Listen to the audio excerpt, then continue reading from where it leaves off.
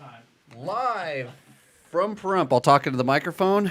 This is Tech Talk Taco Tuesday. This is episode number 166 of your favorite Tuesday night way to waste time. We are live on the Instagrams just for a few minutes, but thanks for joining us. We're live on Facebook. We're live on...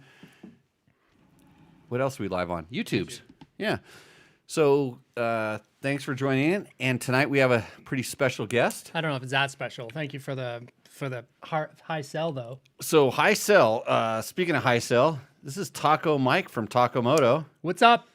So say hi to all of our Tech Talk fans. You know, I had Tech Talk Taco Tuesday and Tech Talk and Taco before you did. I mean, you had Taco Moto. I was Taco Moto. So yes, to be clear, I was Taco Moto before your Tech Talk Taco Tuesday. However, I have co-opted the brand and use Taco Talk occasionally when I do our little Taco Talk. That's good. I mean, any tech. Do I owe you a royalty? No. I don't use tech. No. I never say tech. I just say Taco Talk. Taco Talk. Are you okay with that? It has nothing. That name has nothing to do with motorcycles, just like this one does. And everybody wonders why we call it Tech Talk Taco Tuesday. For those that don't know, my name is Jimmy Lewis. I am the in charge of this show. What do I do here besides talk about myself? You talk about a lot of racing. We don't talk about racing at all. That's not very much. We talk about motorcycles and motorcycle-related products. I used to have my co-host tell me that. This show would not be possible with the help of some of our awesome sponsors. Yamaha, Blue Crew. Ride Blue. I would talk about Yamaha right now, but they don't care what I say in the show, and they haven't given me an ad read, and they're stoked on it. So it's all good. So I've been riding a Tenere 700. I saw it out there. It's beautiful. I just bought one too, by the way. Dude, they're awesome. Okay, if you want to get into a Tenere adventure line, like taco parts or something like that. There's a lot of room on that bike. A collab. I got to talk to my buddy at Rottweiler, because if I don't talk to him first, you could tarnish that relationship. Yeah, I think too. But because he's adventure bikes too. But he's pretty KTM, and you're kind of KTM. Yep. But you said it first. You said we could do this, and you have one. I have one. Which is a whole different game. So I'm a sellout. I'm a shill for all of my advertisers. I said that live, so everybody knows. But thanks for joining in. If you're on the Instagrams and you have questions, ask the questions right now. Wait, let's see. There's a lot of somebody named Man Bites Dog. I don't know what they want. That's probably verified. That's a verified account. It's a verified account. So we're trying to keep everything under control here. If you want to ask a question, ask a question. Do you still ride in garden gloves? Did I ever ride in garden gloves? You must have said it because he believes it. I don't think I did. I wear Climb gloves, by the way. Climb is a big sponsor of the show. I'm always wearing Climb products. Always. And they do not make this sweater. And I have no idea They need to. I have no idea where this sweater came from. And I'm going to wear it. And you're going to have to look at it until I find out. That's what I decided to do. Because I don't have to look at it, you do. It brings out your eyes really well. Oh, thanks, Mike. It's beautiful. That's super sweet. But we'll talk about our Tenere line very quickly. DDC, our first sponsor. I need to talk to Nate now because I have some sprocket needs that I noticed today. And he has some in stock. I saw a post. He's making a big batch. I need them for adventure bikes. I need them for my 1090. Ooh, I don't know that he has coverage for that. He does. He actually, I run them on my 1090 and 1190, and I have stock wheels and I have W wheels, and they have different carriers. So I've been running my W wheels, so I switched everything over to those carriers, and now I'm just like, I need to switch wheels again because I wear tires out pretty quick. So now more sprockets. Good. Fasst Company. So my bar pad on my Fasst Company flex handlebars matches my shirt.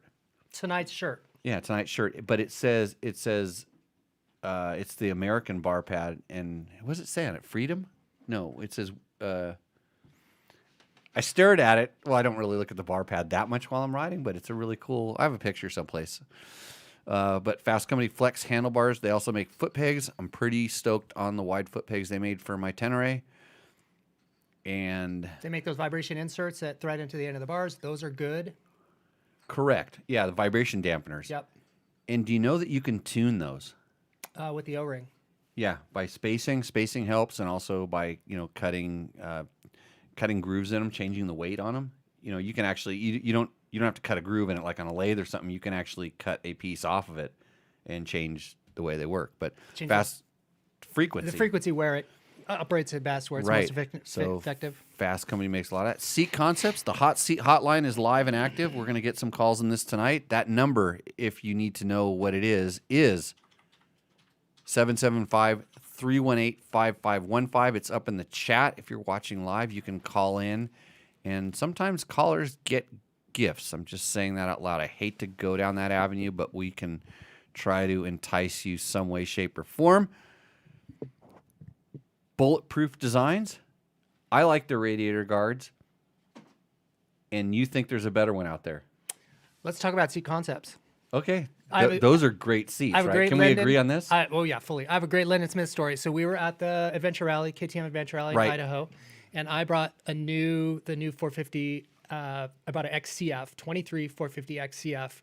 Brought it up there. We put graphics on it. It was looking super fly. I don't know if you saw it or not. It had that blue, the jazz, the 90s Right. design. Actually, I didn't see it there because you notice when I'm at these events, I'm You're kinda working hard. spun, Yeah, call it. But I know you're working your ass off. When I you go to saw those. afterwards. I saw posts on some grams or something like that. Instant grams, they call them? Honeygrams. Honeygrams. So just like we're here, I saw that and I did see that. So it was a match. It was a match made in heaven. Well, so we had an orange seat on it because that bike comes with an orange seat, and the color was wrong. The seat was wrong. It looked just super terrible. And so I walked over to Lyndon and asked him if he had fitment for that, and he said we are pre-production on it, pre-release. However, at the shop we have like a builder sample, like an in-house one, and he got on the phone and he called somebody who was coming to the venue. So this is a 23. 23. Which, okay, because I was down there, and this is the cool thing about Seat Concepts is they like have a little lab in there. Oh yeah, development fitting lab, absolutely. Where you're going to talk about you went to Athena. Yeah. We need to talk about that We can because do that that. was pretty cool. But they have a little lab in there where they have this table and they do 3D modeling of all the seats, and then they figure out how they're going to make them, and they have all these color. I mean, he just like was walking around. He tossed me the color sample for the seat cover material, right? Yeah. And he goes, here's all the colors we can have, but we have to buy it in these giant rolls. And sometimes you wonder, like, why does a seat cost this much money? And a complete seat especially. He has to make the base, and yeah, you can get the base, but you have to 3D print this thing and get it set up, and then you have to have it molded, and the molds cost. And when you have to buy this giant roll of color, and you're like, I want this special color. Well, here's these rolls that aren't cheap, to made to their specifications, because it's not just an off the shelf fabric. It's special because, trust me, your car seat does not have to go through the same torture that a motorcycle seat does. Right, You're doesn't not going to have to be gripper and all those other attributes. So yeah, nice. So he brought up an awesome one. Yep. So we got a hold of somebody in the office, and they brought that internal sample that was not for release yet. And then I watched him. Somebody brought him a stapler, and I watched him. Lyndon, I hope you're listening. It was badass. He freaking tore my old seat apart, stapled it on there, built me a seat right there. I watched in real time Mr. Lyndon Smith, founder, CEO, and operator of Seat Concepts, make me a seat in real time in Idaho. It was fantastic, and the seat looks super good, really damn good. Do you know the story of Seat Concepts and Linden? I do, but you tell it better. Well, no, I probably don't. But he was just building seats for vintage bikes Yeah. in his garage, Yeah. and it's turned into and he just every time it was like he was like, how can I make this better? How can I? He was installing what was it, the paneling or something inside of bathrooms, or he was a like a kind of a Like his day job. in the trades, yeah. Yeah. And he was doing this on the side, and it's pretty amazing how that company has skyrocketed. And there's a lot of good seat companies out there. Don't get me wrong. There's a lot of I remember Seat, CEET, back I don't know when about back. This is back when they made the safety seat. So when you had your YZ125, the seat stopped at the gas tank, and they put this little thing on the front that went up, and it was the safety seat. like a nut guard Just kind like of thing? every single seat on every single motorcycle. They were the known to first man. ones that brought it up that far. Right. And so, and it's funny, he goes, I remember those. He goes, I was trying to get product from them for my vintage builds, and I had to make my own because they didn't have it. And they went out of business. So Lyndon reminds me in a lot of ways of Chris from Motion Pro, somebody who is always looking to improve themselves, their process, their products. I'm very impressed with what they do, as well as with Chris. Chris Carter, and the cool thing about both of those companies, Motion Pro and Seat Concepts, and the companies that I had to add one more to our list. Just by the way, Double Take mirrors. Yeah, Ned. Those are awesome. So all the companies that support us support the sport, and they're enthusiasts. They're people that ride, race, are intimately involved in it, and they took their passion and they put their passion into their business. And I was actually talking to Erica today. You saw Erica rolling around here earlier. Yep. And we were talking about she ran into someone else that she works. She's in technology and electronic digital. Or like what does Erica do? I know it's cybersecurity. So it's technical. It's like crazy. I don't know. I'm just a motorcycle racer. We're just mechanics. She's hunting Russian hackers. So we were talking about your job, and I said, "Oh, did you talk to so and so about this?" Because they knew they were super on the inside of something big that everybody knows about. But I can't. I don't want to give away names and places. And she goes, no, we don't talk about work. And I'm like, well, she was riding dirt bikes. She's out riding dirt bikes with this person and a friend and something like that. And I'm like, you didn't ask about that? He goes, no, we don't talk about work. And I'm like, I ride dirt bikes for a living. I do this show, like I talk about dirt bikes, and I'll talk about dirt bikes to anybody at almost any time, I think. And we started distilling it into this interesting discussion about like what's work and what's not. Like I'll talk firewood too. I used to do that. I'll still talk about it. It's not off limits because it's work. And then and people told me this all the time. It's like, Jimmy, I sort of think, Jimmy, if you get started on any topic, I think you're going to run with it. No, I'll shut up when I don't know what I'm talking about. Yeah, but if it's in your wheelhouse at all, you're stoked. Well, I get excited to learn something. And that in reality is the thing, and that's what I asked her because I think she wanted to know the answer to the question that I had too, but she couldn't ask it, or it might have just put a damper on their fun that they were having. You can't bring that work in. And I'm like, I like my job so much, I'll talk about it anytime. And then we started distilling this. It's like, oh yeah, every once in a while I get really dumb questions or the same. I hate to say there's a dumb question. It's not a dumb question. It's a stupid question. An overasked question, maybe?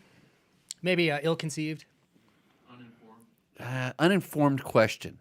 That's a better word for it. So and it's like, at that point, it kind of annoys me, and I'll try to answer it, but my answer might be a little short, little thing. Just cut it, clip it. But it's not because I don't want to answer the question. It's just... But that's how much I like what I'm doing. And then it's like, Jimmy, you've never worked a day in your life. So I have a great story about you if you want to hear it. Well, you can go. And Chris, and I'm going to loop in Pete from Moscow Moto. So if you notice, I'm not wearing Climb tonight. I'm wearing a Moscow Moto jacket. That's okay. We don't discriminate here. You can bring in your own. You've got your brands, sponsors and stuff like that. But I'll tell you what, if I wasn't wearing this Pabst Blue Ribbon sweater that I don't know where I got it from, it just showed up in a bag at my house, I would be wearing a Climb jacket that would be at least as good as that one, if not better. Okay. So there we go.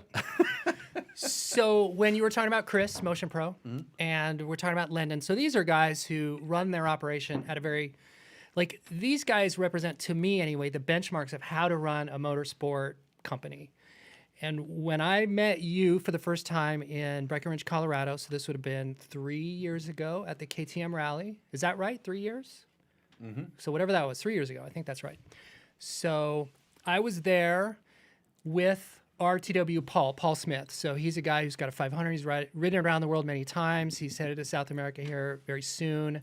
I had bumped into him Well, I guess I met him. No, so I'm kind of getting out of order here. Let me just take one step back. Does this story involve me cool guying you?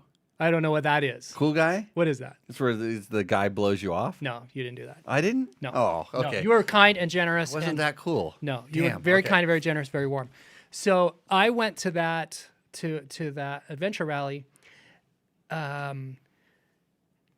sitting on the bubble of trying to decide if I wanted to launch a moto business, because for years I'd been in electrical in the electrical contracting business, so doing building automation systems, fire alarm systems, like construction. I was an electrical contractor in essence, doing that sort of work, specialty stuff, and then always on the side working on bikes and developing my own stuff for bikes and building bikes, and then was really deciding like, damn, should I bite the bullet and then do something full time? Because I was kind of sitting on I could have gone either way.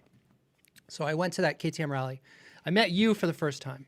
I met Chris. I met Pete and Ashley, and C Concepts was there, and I met Scott Harden. And so I met people on that KTM rally where I was super, you could say naive. I was excited. I was like eyes wide open. I was meeting all of you guys who were just like legends in the sport. And a couple of things struck me that I think I have embodied. Hold on a second. Like Scott Harden Scott Harden. certified me as a legend right there. You are a legend and he's a legend. Yeah. Okay. Just check. I just want to Damn throw straight.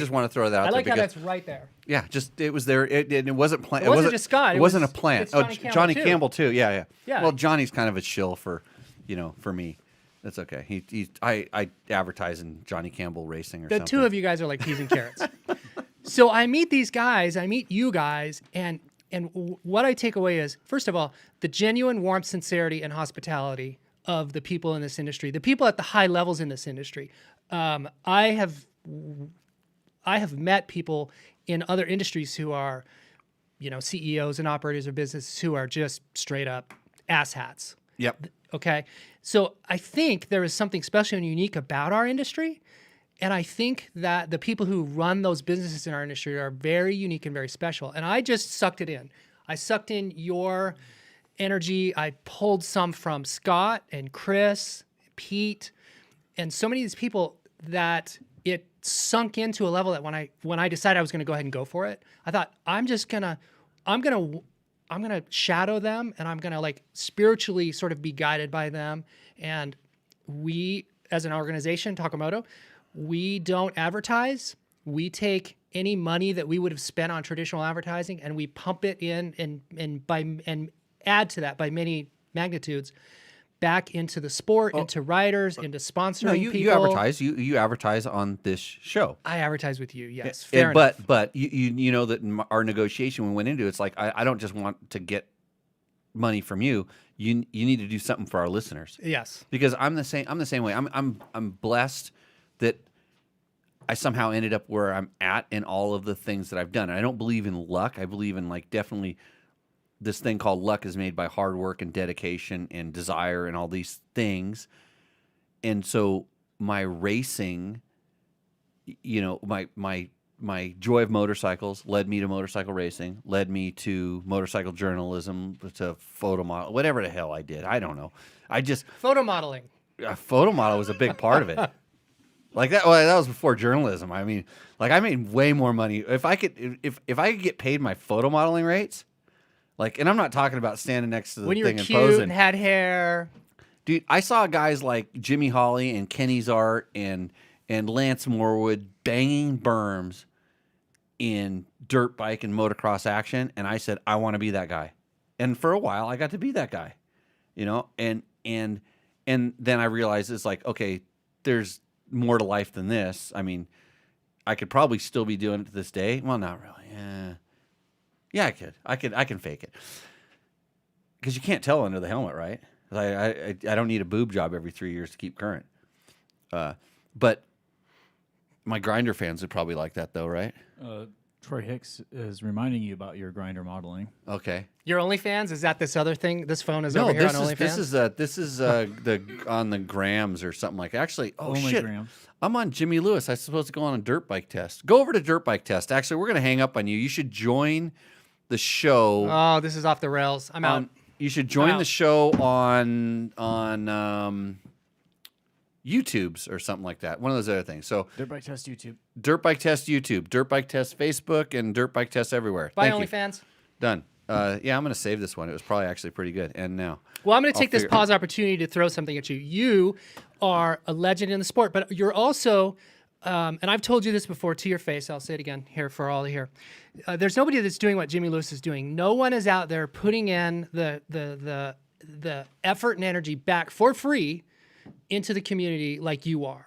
The knowledge base that you have, the experience, the wisdom, the understanding, the mechanical aptitude, all the inside experience that you've gained through your career. You're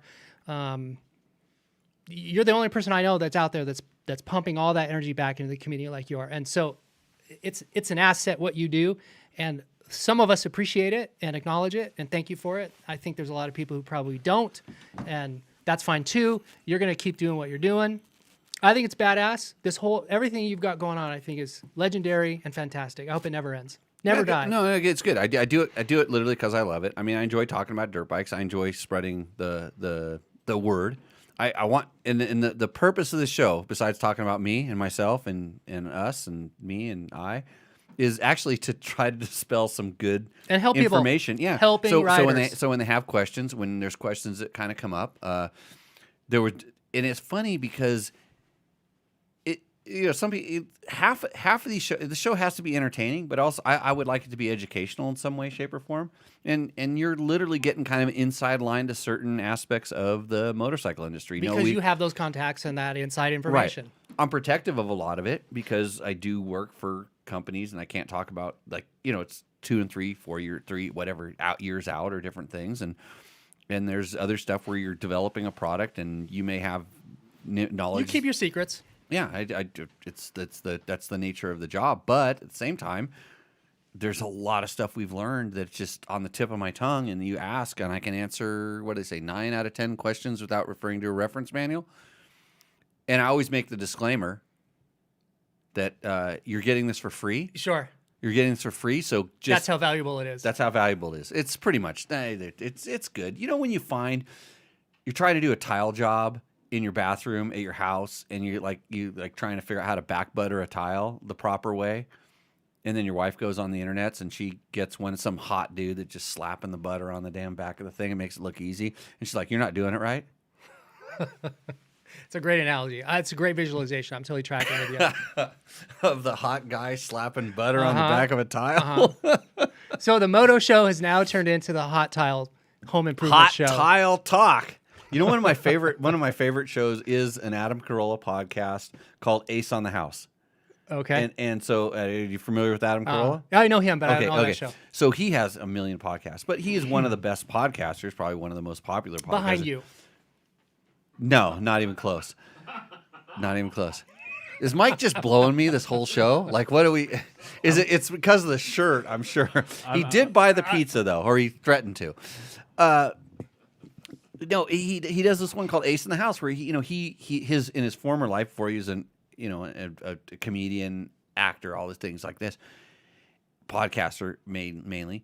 He worked in the trades, in the industry, and he does this one where they talk about, like, if you're working on your house, you call up. It's like this show, except about home improvement, and they hardly talk about home improvement, but they dive deep into it when you get into it, and you're talking to somebody that knows what they're talking about. And that's what's cool. But the whole show is entertaining. They do a little singing, which Matt just told me no singing. Hard pass.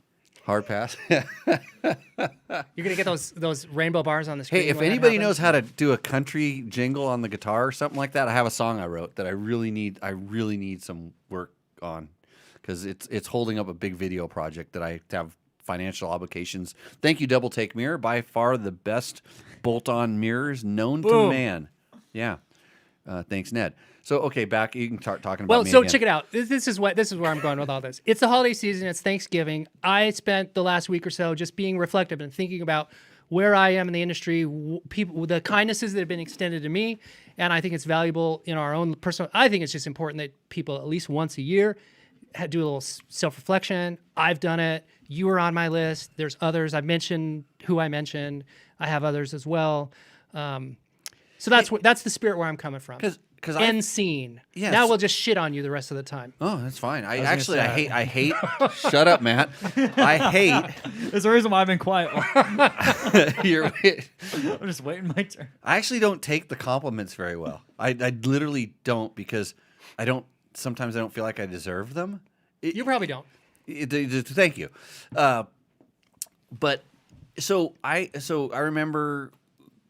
I don't remember meeting you in Colorado at Breckenridge. Don't remember this at all. I will say that you had tied one on. You were looking. Your cheeks were red. Your nose was red. Oh, I was hanging around Chris from Rottweiler. Chris, Yeah, it was in the bar. So they had a tequila, We met in the bar. That's all you need to. So they had a tequila drinking contest. Yeah, I remember that. And they were actually picking on one of a new kid that was working at another company.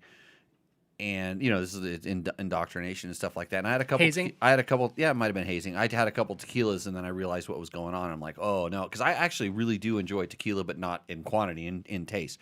And the first couple he bought were really, really good tequilas, and then it just went downhill from there.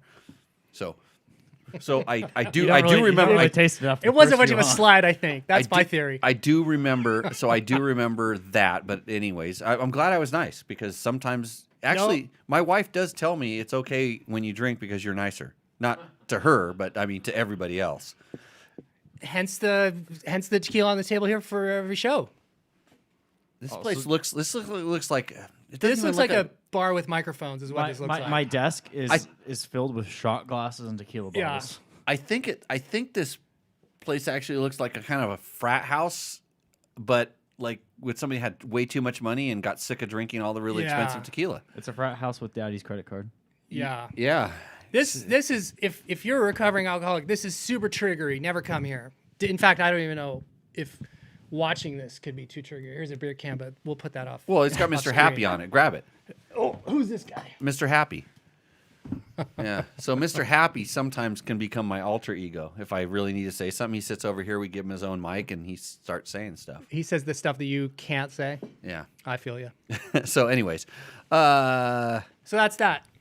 Let's talk about who else do you have on the sponsor list? But you had no, we're not. We're going to talk about Taco Moto in a minute. You actually had an interesting thing that white sheet for modifying a KTM, I don't know, 500 or something at the time. Yeah, it was whatever. an EXC specific. Did you send that to me, or did I? How did I acquire that, or did I dig it up on the internet myself? Somebody had sent it to you, and then you had talked about it on the program, and then somebody texted me, and they were like, "Jimmy Lewis is talking about your little white sheet," and then I think I sent you an email, and I think we corresponded a little bit before we got to Idaho. It was the first guy, and it was the first time I'd seen somebody because you just barely started up Taco Moto selling stuff. Yes, I hadn't really like kind of officially launched. You were doing stuff in your garage. I was kind of hawking a few things out of the garage, basically. Yes. Okay, so it was one of the first times I'd seen something that was, you could tell somebody was trying to sell something, but they were doing it honestly.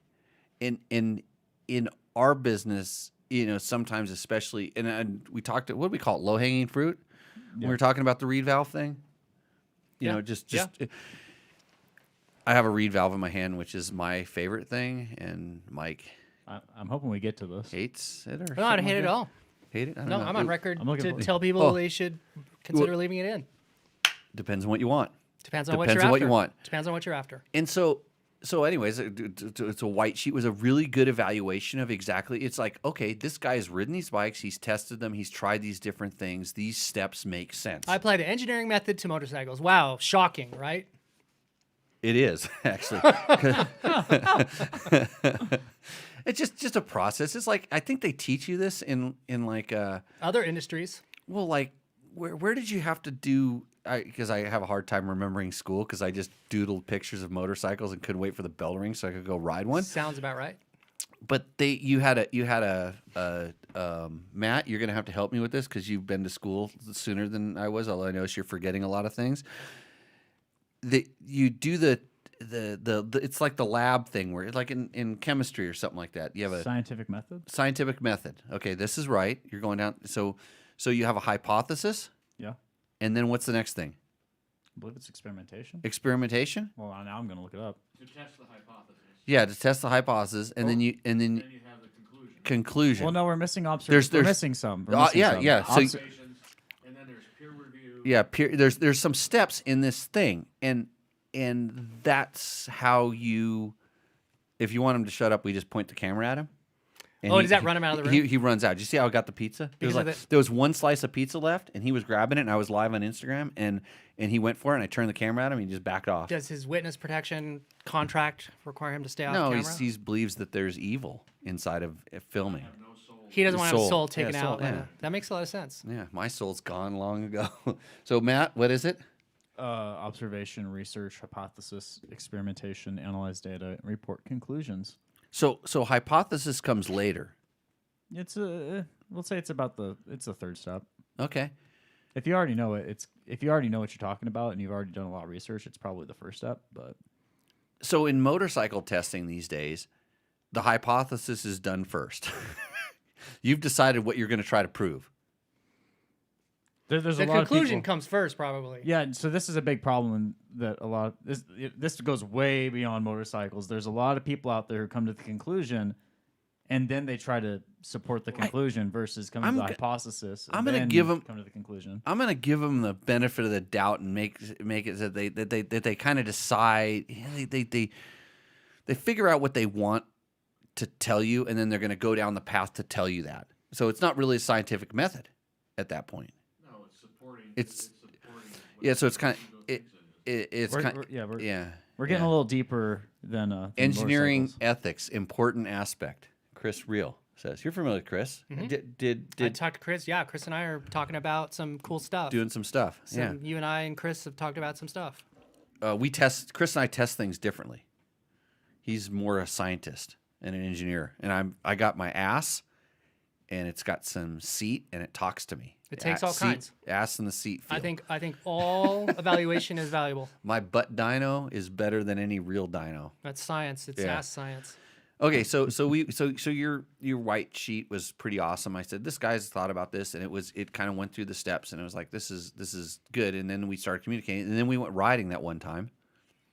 You came out with a couple buddies that had tacoed bikes. Were they tacoed at that time? I don't know. I don't remember. There were a couple of bikes. I just had some bikes in the garage, and so I don't think I grabbed a personal bike. I think I had a bike that was in transition. It was being bought or sold, something like that.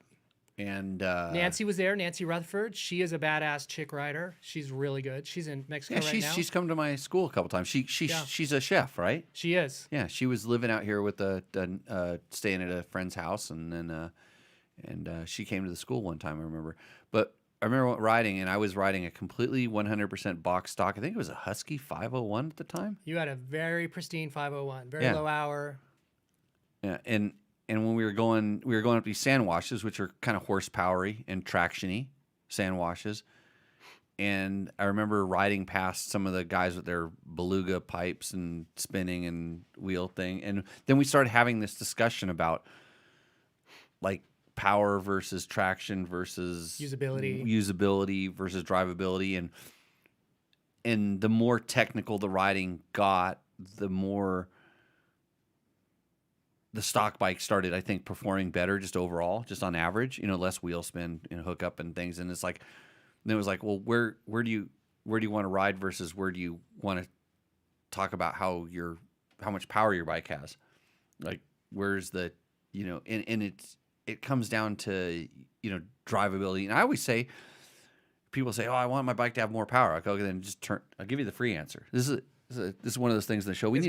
This is The best free advice ever. Jerry Bernardo.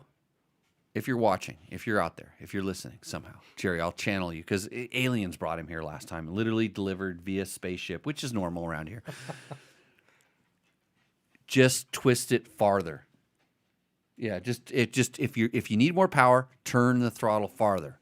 And then when you run out of throttle, then we can start discussing more power, because then I'm going to ask you the second most important question. Were you at peak RPM for horsepower? Not peak RPM of the motor, like rev limiter RPM, because usually there's a fall off. On most bike, it's very rare that one runs straight All into the way to the end. all the way. None do. There's usually a fall if they design I don't these think any motors. KTM's Power to the moon. I've yet never seen a bike that runs into. Well, I've seen them run into a rev limiter at a peak, but it was not a stock bike. And you know, there's a sign off, and then I go, "Were you at peak RPM, peak horsepower RPM?" And the question is yes. And then I go, "Well, I would bet that you're not, but okay." How do you know? Because I've ridden. No, I'm not talking to you. You would ask them. Well, how did you know that you were there? No, I don't know, and I'll never be able to No one because would know. they've told you that they were at peak RPM or something like that, and I'm like, okay, so when is this? And then at that point, when is this a problem? Like, at what point what were you trying to do that caused this like lack of horsepower that you couldn't turn the throttle farther and you couldn't use a little bit more RPM? And the question is, well, then it's by that point they're like, well, no, I just want to bolt some shit onto my bike and make it faster.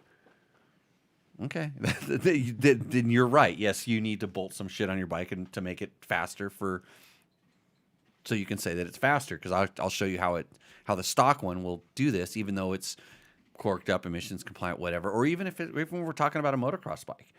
And by the way, speaking of Yamaha, one of the most amazing things about the Yamahas, including the 2023, is the power tuner app that comes with that bike, and the new enhanced one for the 2023 YZ, which I have no experience with. I haven't even downloaded it on my phone. I hear is awesome, but I'm telling you, back from when they had that little power tuner tool that you would buy, it was an accessory, to the time it came to the free app, makes those bikes some of the best bikes out there because you can engineer and tune the power however you need it, however you want it, in quite a bunch of different ways.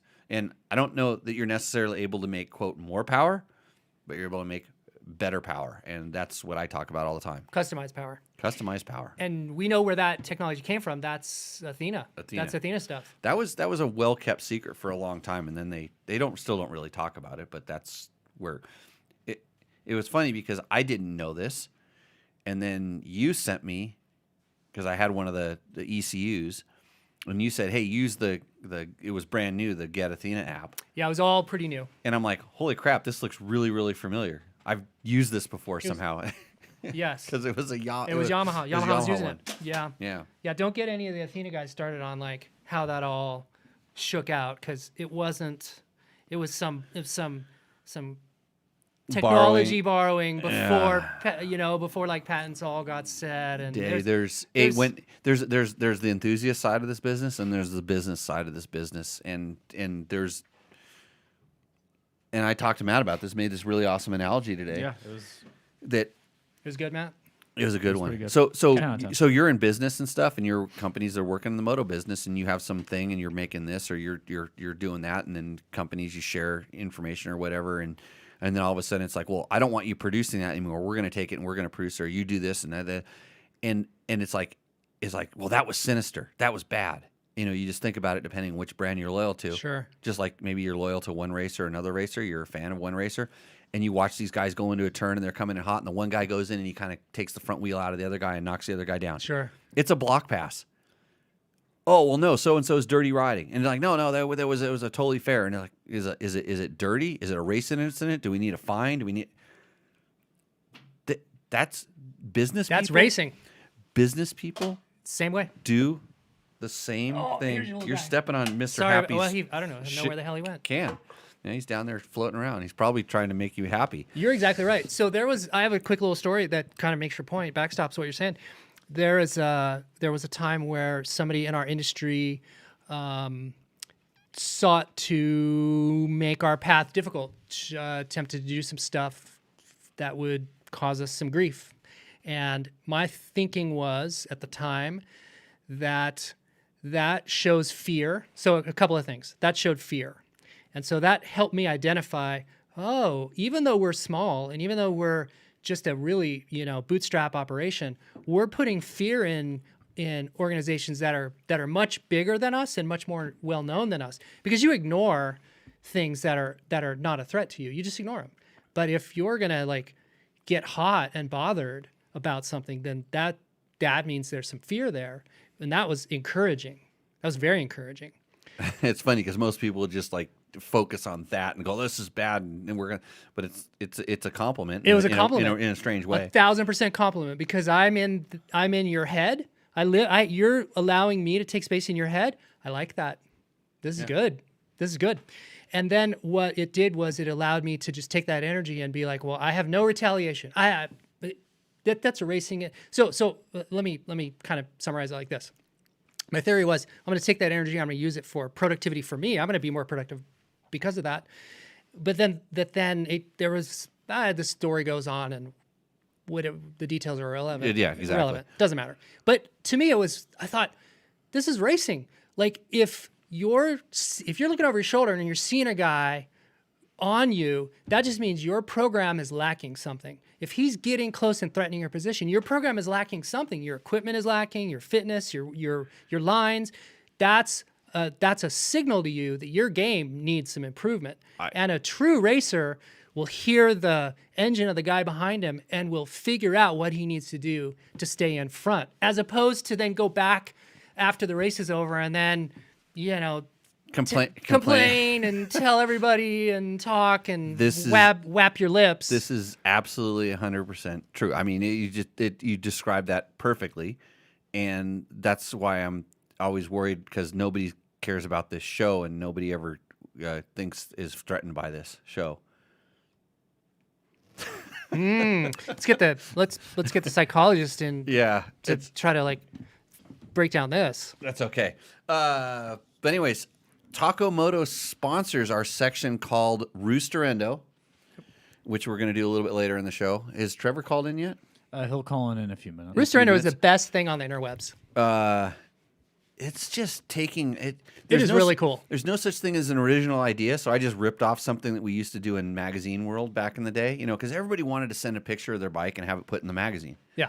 And like I remember the 3- and 4-wheeled magazines back in the day were just kings. They'd have like 4 pages of this. Everybody sending a picture of their bike and putting it in. So we do this, and you send us a picture of your bike. We talk about it, and the one that makes us feel the best, like that gives us the most entertainment. That's for right. no particular reason. There's no math to how it works out at all. And tonight we're going to let Mike pick the winner for the $100 Taco Moto gift certificate. How can I be unbiased? I don't know. Okay, I'll do what I can. Yeah, because I don't want to have anything to do with it. I'm just letting you know right now that there's a strong contender.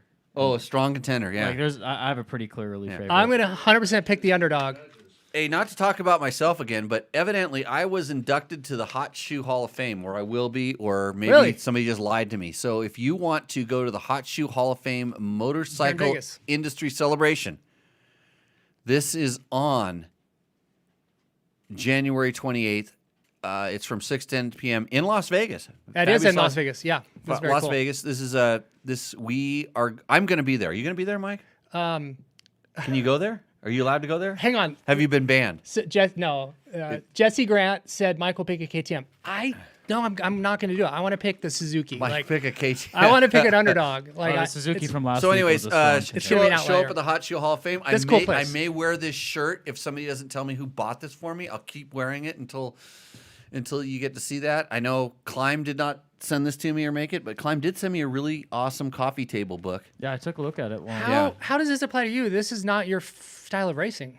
Well, no. This is flat tracking. I'm in there for something that you don't have to actually be a flat tracker. They have other categories. I didn't have a steel shoe. I almost got a steel shoe. I almost got one from Ken Maley, believe it or not. He actually offered to make one for me back when I was a journalist. There are dudes who don't know what. I had to research Speedway this and figure flat out track? I had to figure out what this stuff was. Yeah. But it's awesome. Yeah, no, it's just a good group of people. It's a good time bench racing, So we don't talk about racing, but we'll be there. You can come and ask me about racing, and I'll tell you about my racing. When is this? When are you having your induction? I don't know if it happened already or it's going to happen or something, or they were lying. They were just lying to me, and they said if you talk about it 7 times on the show, then we'll induct you. Yeah. But this is the only one. This is the only one of your notifications. It's the only thing you're proud of right here. only time I've ever been honored. Have you talked about this? No. Have you ever? Nope. Do you want to do it now? Nope.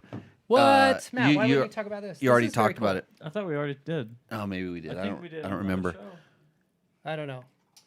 This is Johnny Campbell and It's Scott called Harden. handstands at 100. Oh, Are you were there too. I was there. Oh, I yeah. saw this happen in real time. Oh. Are you going to go to the ride in December 7th and 8th or something? No, I have other commitments. I see. Yeah, so it's like full on rally training, crazy season around here. That's your busy time. It's, How is business going? How are signups? I make absolutely no money doing any of this rally training, although I charge a lot. Just net. It's called upside down. It's called a loss leader. You know about those? You kind of do something to do it because you What if you love the sport? What if you love Maybe the people you that? love what it. if What if this is your heart is and you just can't not do this for the community? yeah, some of that. And I get to hang out with some pretty cool people. That's true. That's what it comes down to. There, you have had the biggest names in motorsports here at this table. Couple times. Yeah. Yep. Some pretty cool people in here. And I expect to get more. Especially, I had to turn down a couple people to get you in here tonight. I'm sorry about the big dip tonight. Tonight's a low. It's But okay. otherwise, it's very high. Hey, My apologies. RP wants to know, for your T7, what width rims, front and rear, would you choose and why? RP, right now I'm currently running stock because I haven't spent enough time on that to feel I've got tires that I think are too wide on there, the stock size tires. I want to go to a little bit more narrow, and then I'll know a whole lot more about that. So hopefully, I'm like 5 videos behind on that motorcycle. I've shot the stuff. I just need to sit down and edit it. I know an editor. You know you? Yeah. But he's busy. He's busy with other projects. He's busy I managing. I gave you like 3 other projects today. I'm That- so- None of them make any money, but you should just work your ass off on them because someday, Hey, Someday, I'm Matt. I firmly believe that's going to lead to like a hell bigger of a and better paycheck. thing. Yeah. yeah. So that's the question. Horsepower equals torque plus RPM divided by 5250 That's times RPM. times. Oh yeah, yeah. Can we go back to the T7? T7. Okay. You should all be following. There's a guy on the interwebs on the Insta. The kids do this. The kids are on the Insta. Overkill Andy. His name is Andy. Shoot, why can't I think of his last name? He's probably watching right now. I'll look it up.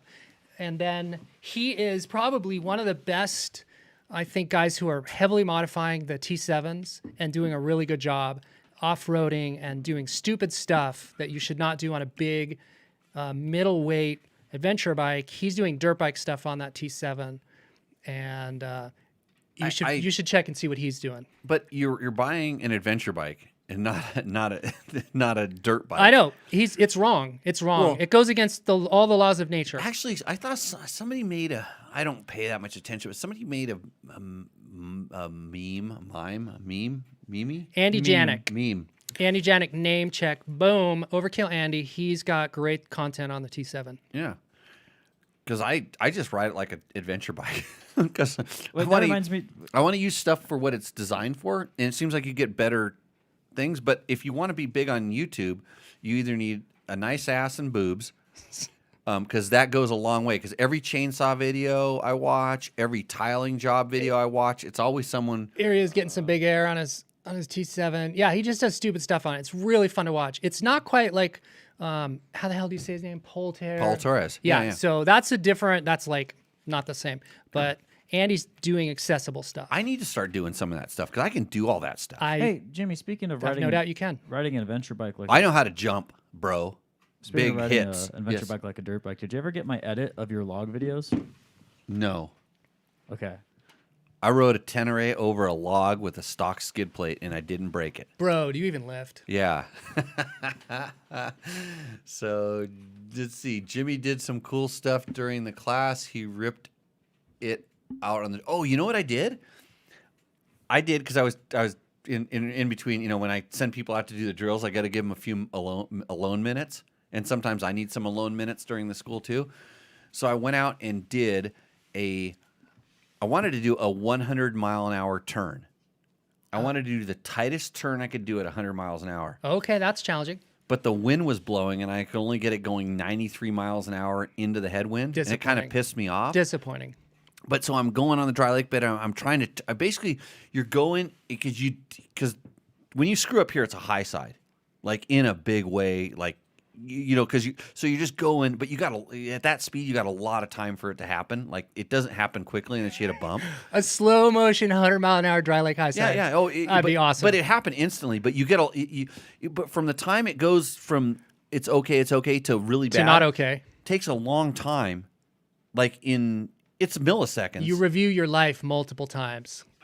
Well, probably once it's gone bad. Yeah. But anyway, so I was trying to do a 100-mile-an-hour turn, and I was because I did something with the tires. I'm actually testing something. I put the tires on in reverse direction.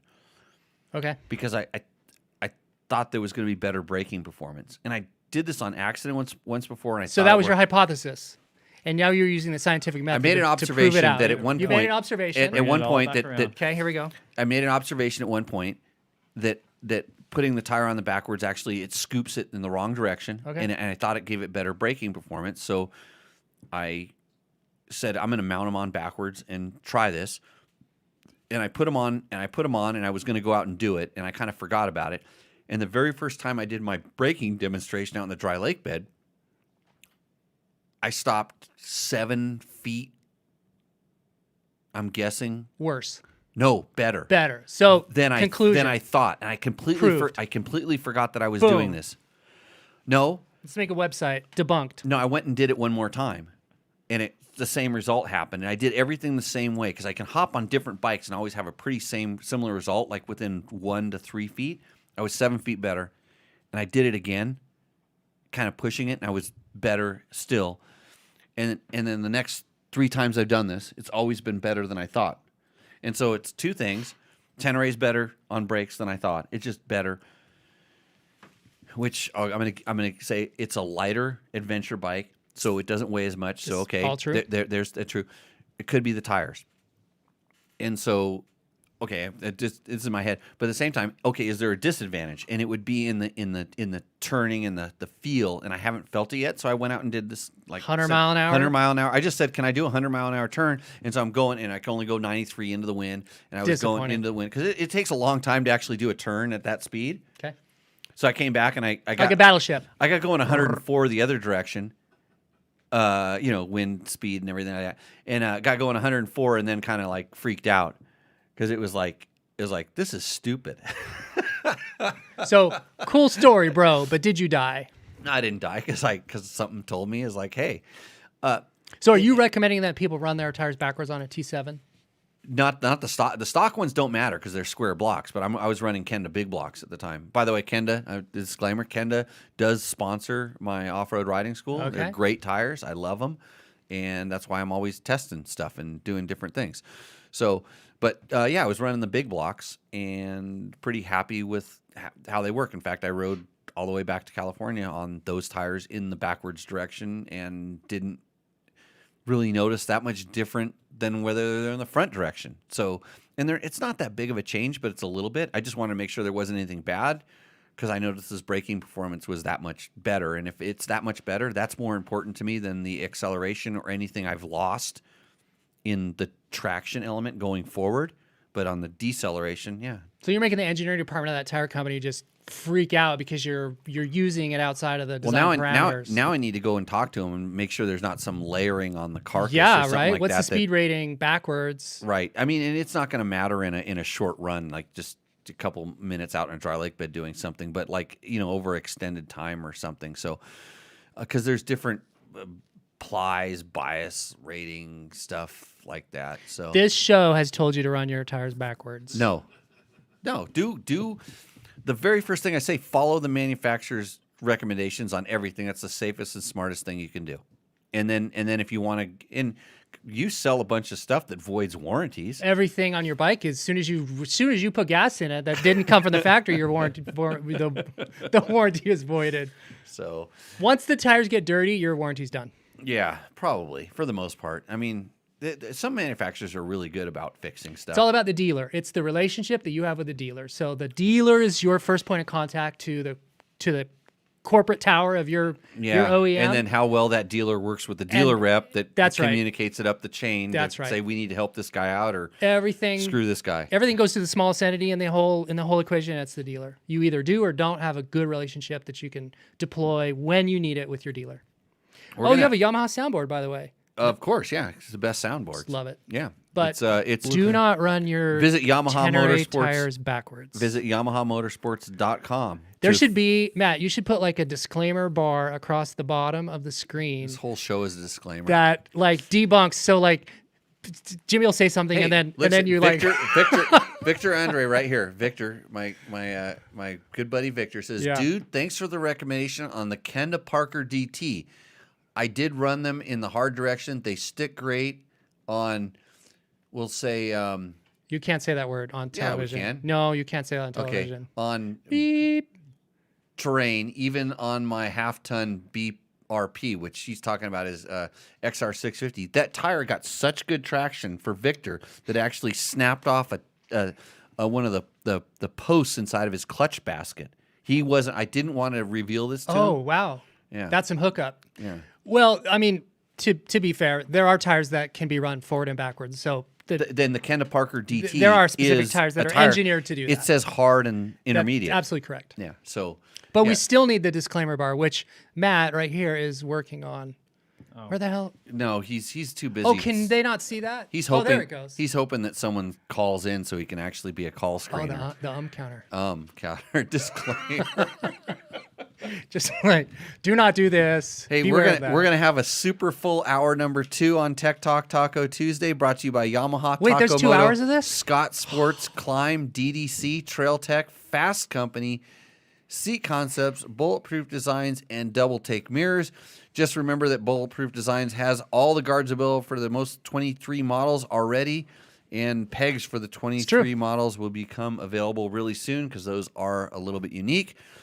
Seat Concepts made in the United States from 2009, handmade products and seat styles available in a variety of options. Check out seatconcepts.com. Do it. And they have fitment for the new 23 chassis, the new KTM chassis. Right. That's all we need to do. Let's go to commercials, Matt. Yeah, when we come back, we'll probably have a caller on the line. Oh, yeah, caller.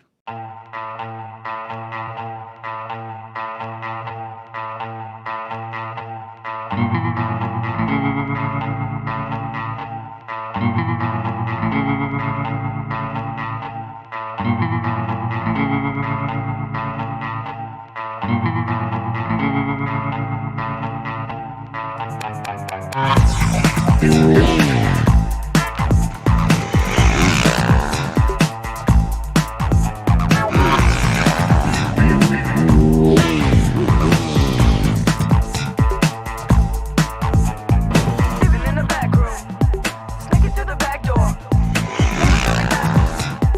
Never gonna get me, never gonna get me.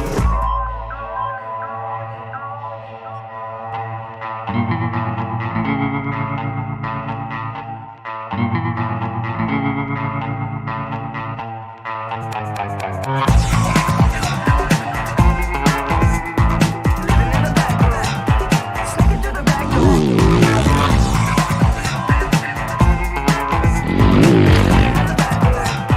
Never gonna get me, get me, get me.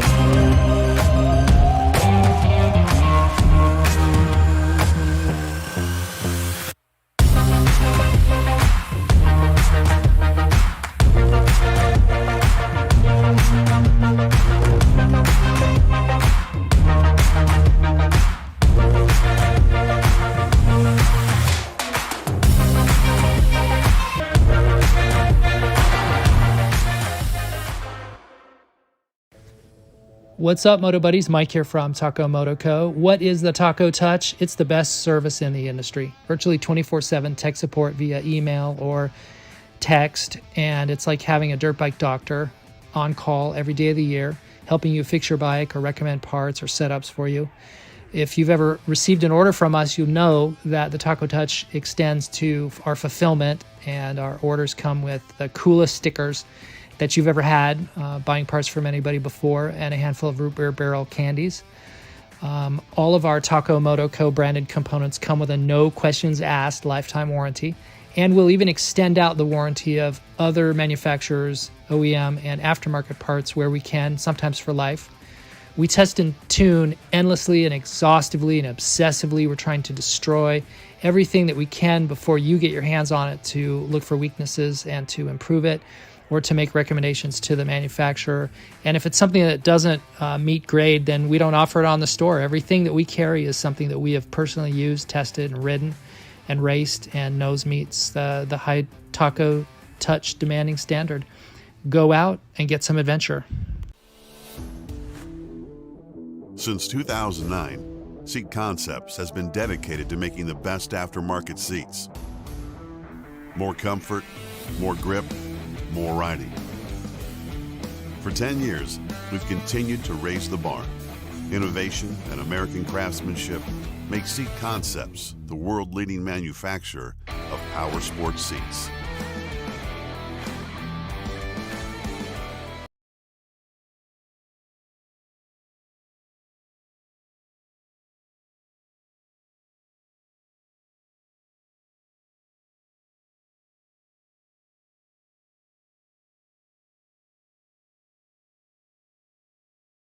Two, one. Okay, and we are back, even though that ad didn't work. Matt's going to get fired for this. This is Sorry, Cole. I was trying, and it Yep. was working. It was working before I pressed live. right. Well, that's why we need to upgrade everything, Well- including Yeah. I mean, this show is like, Anyway, keep the empties support off the Fasst set. because they support us. Yeah, Fasst Company, makers of. You think the motorcycle handlebars are good? Me and a couple of my friends that ride these e-mountain bikes now are really stoked on the flex handlebars for the flex mountain bars bikes. for You think mountain they bikes. work good for motorcycles? If you're a motorcycle guy, you know how good they work for motorcycles. It's like at least double as good on the mountain bikes. Trevor Hunter, Yep. I believe welcome to the show. Can you hear me? I hope so. so. Yeah. That's why we're a professional operation. I'm hoping that Matt has everything dialed in, but I can hear you. I don't know if the audience can hear you, but I don't really care much about the audience. I'm more worried about how I look on TV. there it is. As Yeah. long as you. Oh, he's having the cutting out problem too, just like all the old people that don't know how to use their technology. No, the other people were saying they were having a hard time hearing us. Okay. Trevor, you still there? Yeah. There you go. We can hear him. Yeah. Yeah. Well, it's good to have you on the show. I'm here with Taco Mike from Taco Moto. Do you want to learn something tonight, Trevor? I'm always ready to learn something. Okay, so we're going to talk about an oil filter that I'm going to learn something about as well, because we've had questions about this on the show, and somebody asked me, and I don't have any experience with it. Okay.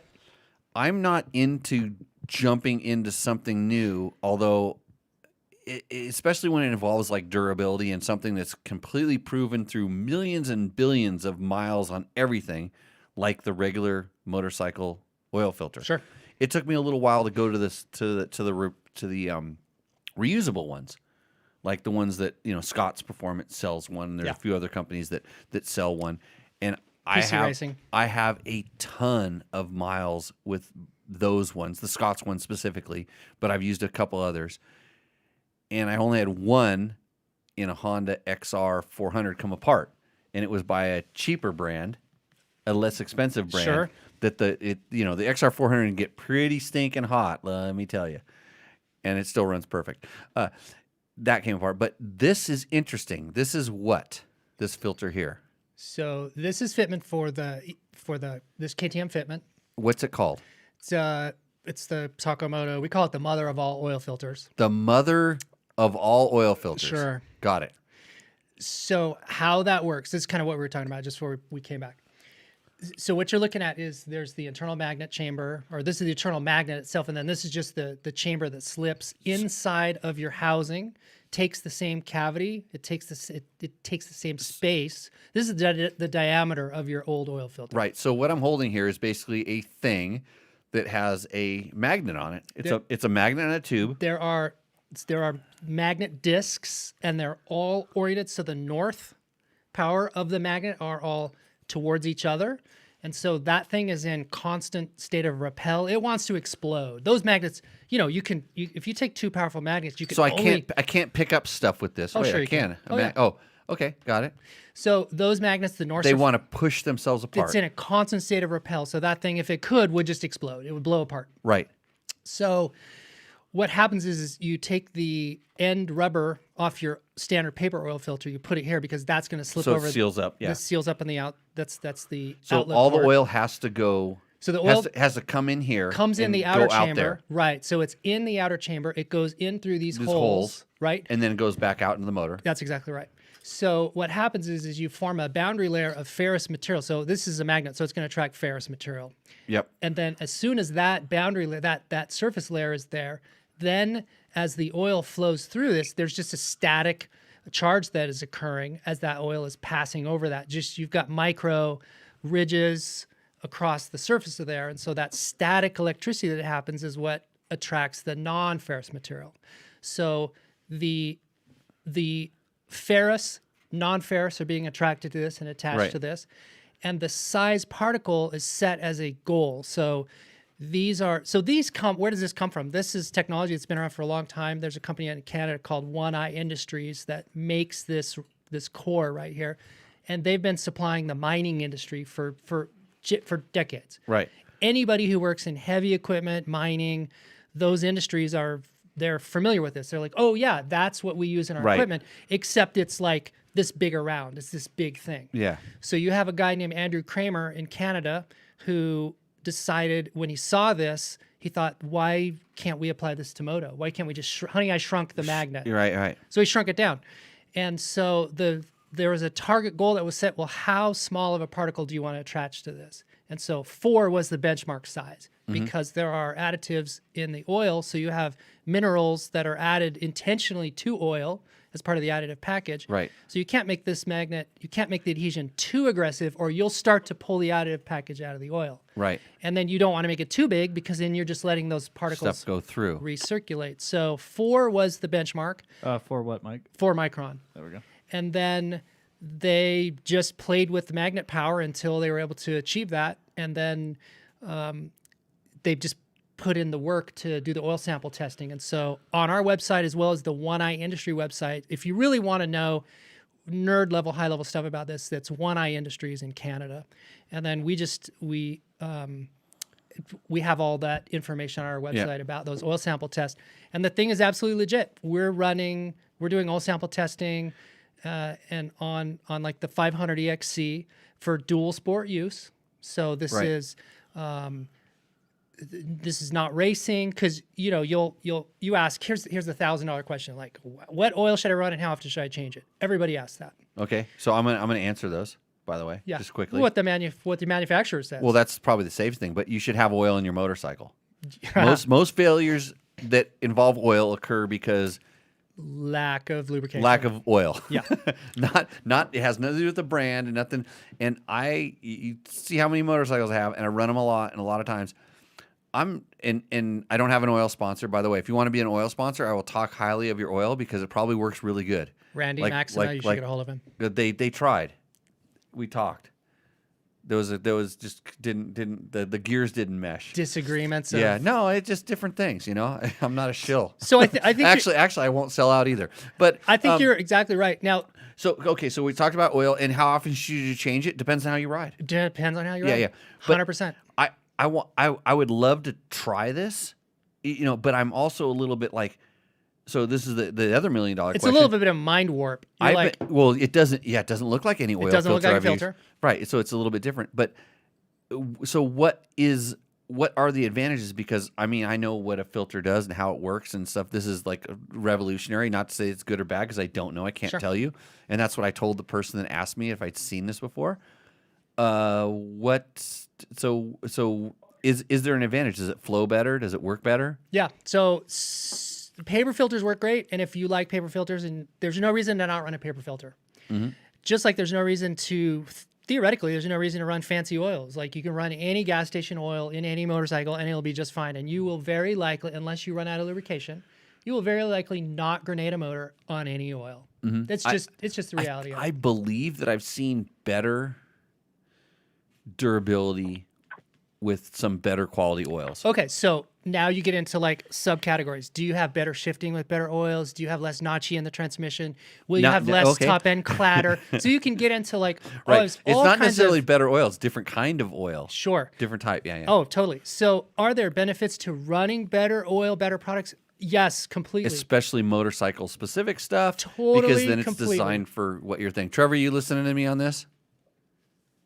I'm listening. Just checking, because sometimes you guys make some interesting mistakes, but it's blame your dad, because I know that he's deciding what's going in the motor.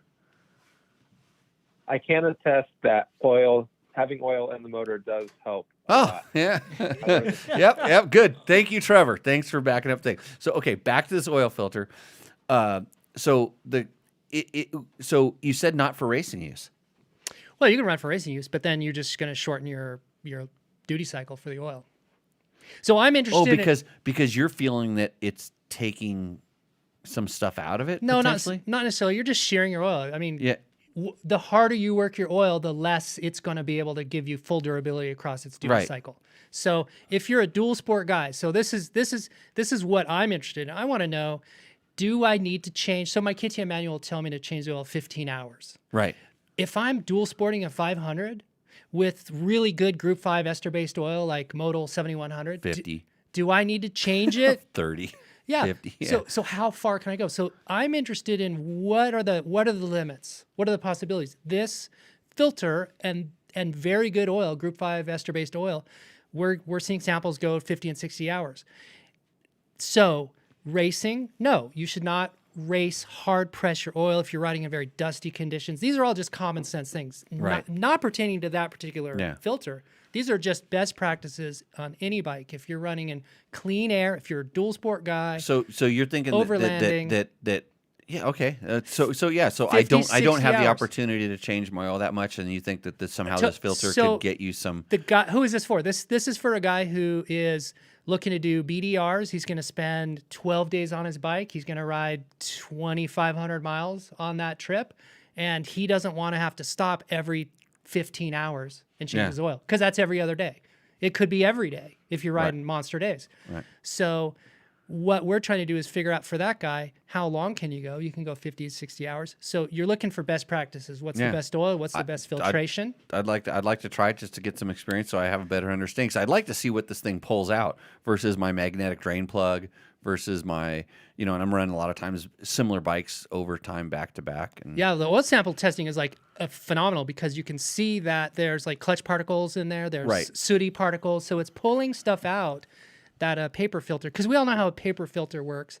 It's a mesh of all these fibers, and some are very tight. So some of these are very small tolerance webs, and some are big. And so you might have a particle, you might have a 60 or an 80 or 100 micron particle that's just making pass after pass after pass, because then the but law then of averages, the law of averages says finally- eventually it'll it'll finally find. get caught, but it slowly starts. The filter slowly starts Starts to plugging. If you plugging. know how a filter works, That's right. So So no, that's a interesting. and as that filter, so what are some of the other advantages of this? You don't have so thick oil on cold startups, there is no resistance. So you don't Okay. have any warm up lag on your oil, which means you don't ever bypass any. You don't hit the bypass spring, and you're not recirculating. passing dirty oil, Dirty oil. technically dirty oil. Yeah. That's right. If you are riding in those like long duration situations where you get some water in your oil, and you just have to ride 50 miles to somewhere where you And can. water in a paper filter Will go immediately to about- bypass. It plugs. Yep. It'll go right to bypass. So a steel won't. So one of the advantages of running like a mesh filter, your stainless steel filters, yeah. is you can It run doesn't. some. It doesn't soak the particles. The water That's doesn't expand the stuff and goop up as much. That's it, right. it will still. It still will goop up. I mean that As filter the oil will. gets thick and more, there's just globs. Yep. So, is there one best filtration? Is there one best oil? No. Is there one best filtration system? No. This happens to be something that we use and advocate for the high mileage guy, for the long duration, for the guy looking for long Interesting. durability, because it has those real world practical advantages. So No water, doesn't go to bypass, good cold startup. There's no internal resistance as this thing gets Right. dirtier. It flows the same volume of oil, dirty, clean, and then to clean it, you just wipe the Wipe it, thing yeah. off and put it back in. We've unlike got, cleaning a stainless steel one, which you have to backflow essentially to kind of a drag. to get it, and it takes a little bit of cleaner, and I've often wondered about the cost advantages of doing something like that. So interesting. It is very interesting, and So we Tech like them. Talk Taco Tuesday product of the night. We like them. Okay, Trevor, we're Seems gonna like Bob get has a to question over there. Oh, geez. So how, I got Trevor Hunter online. You're familiar with Trevor Hunter, best in the desert, #1 plate holder. yeah. You should sponsor him. Oh, But they used to ride a KTM, but now they're on to Yamahas. They wisened Blue up. Crew. Yeah, Blue Crew. Yeah. So that captures the non-ferrous Yeah, particles, Trevor. traps it Ferrous. in. Bob's trying to explain something they're, to they're, us. no, they just attach here. Offline here. How are you doing? They just stick on this. So inert sand. Trevor fell Inert asleep. sand. Really? Yep, static adhesion. Seen this Is for audio? is he is he in a delay? We've taken the goo. no. You can clean this, and there's just the goo that comes off, and send it off to oil sample testing, and they report that there's sand, there's So you have silica. data to support that. Oh yeah, there's silica in there. There's Bob, there's you the- have to go to the website tomorrow and your internet binge. You're going to go Just- to the SC one. Is that what it's called? What's it? so One Eye Industries. One Eye The Industries. guys who make the core. Are you selling that? Yeah, we have this. So we make So I we can go to your website. yeah, and we've got all the same stuff just from them. Like it's their information. Tacomo.co. All We right. make Okay, Trevor. we make all the okay, we're stopping talking about this. we make Not everything talk- orange that you see, and then Not they talking make about that. this anymore. Trevor, Moving on. welcome to the show. Again, Thanks for having me. did you learn anything there except for get confused and overloaded with this filter? I learned that oil is important to have it in your motorcycle, and that oil filters are kind of important, seems like. Okay, and you went and rode Hondas with Johnny Campbell today. I did. I got to follow him and everything. Did Picked up you on- did what- did you certify him as a legend? He certified himself as a legend. I personally certified. Good. So, what bikes did we ride today? We rode a 450X, 450RX, and 250RX. So all their off-road bikes. They're completely unchanged, I suspect. The 450RX has all those changes the motocross bike got. So that's like a smaller throttle body, some of the chassis changes, motor changes, stuff like that. And then the 450X and 250RX are unchanged. And how is the 450X? No, RX. RX. RX. It feels it's tough to say because I feel like the terrain we're riding in doesn't really suit the bike all that well, like what the bike is really good at. So it's tough to say in comparison to what I've ridden the older bike in the past. So But it does feel you're like a better motorcycle. you're doing what we call in the journalistic world waffling, and I'm just gonna A little bit. I'm just gonna go out on a limb and say that Trevor Hunter, for the most part, is not a fan of Hondas. Am I That accurate? is wrong. Oh wait, Shocking. what? That is wrong. Oh, that's I wrong. rode the 450X and I loved it.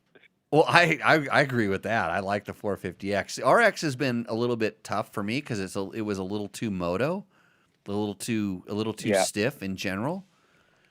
I know Yep. I've liked the X, but I tell you what, if you like the X, we are in the minority because most of the guys, especially that race and have names that are fast and stuff, tend to like the older 450X, the old carbureted one, a little bit more.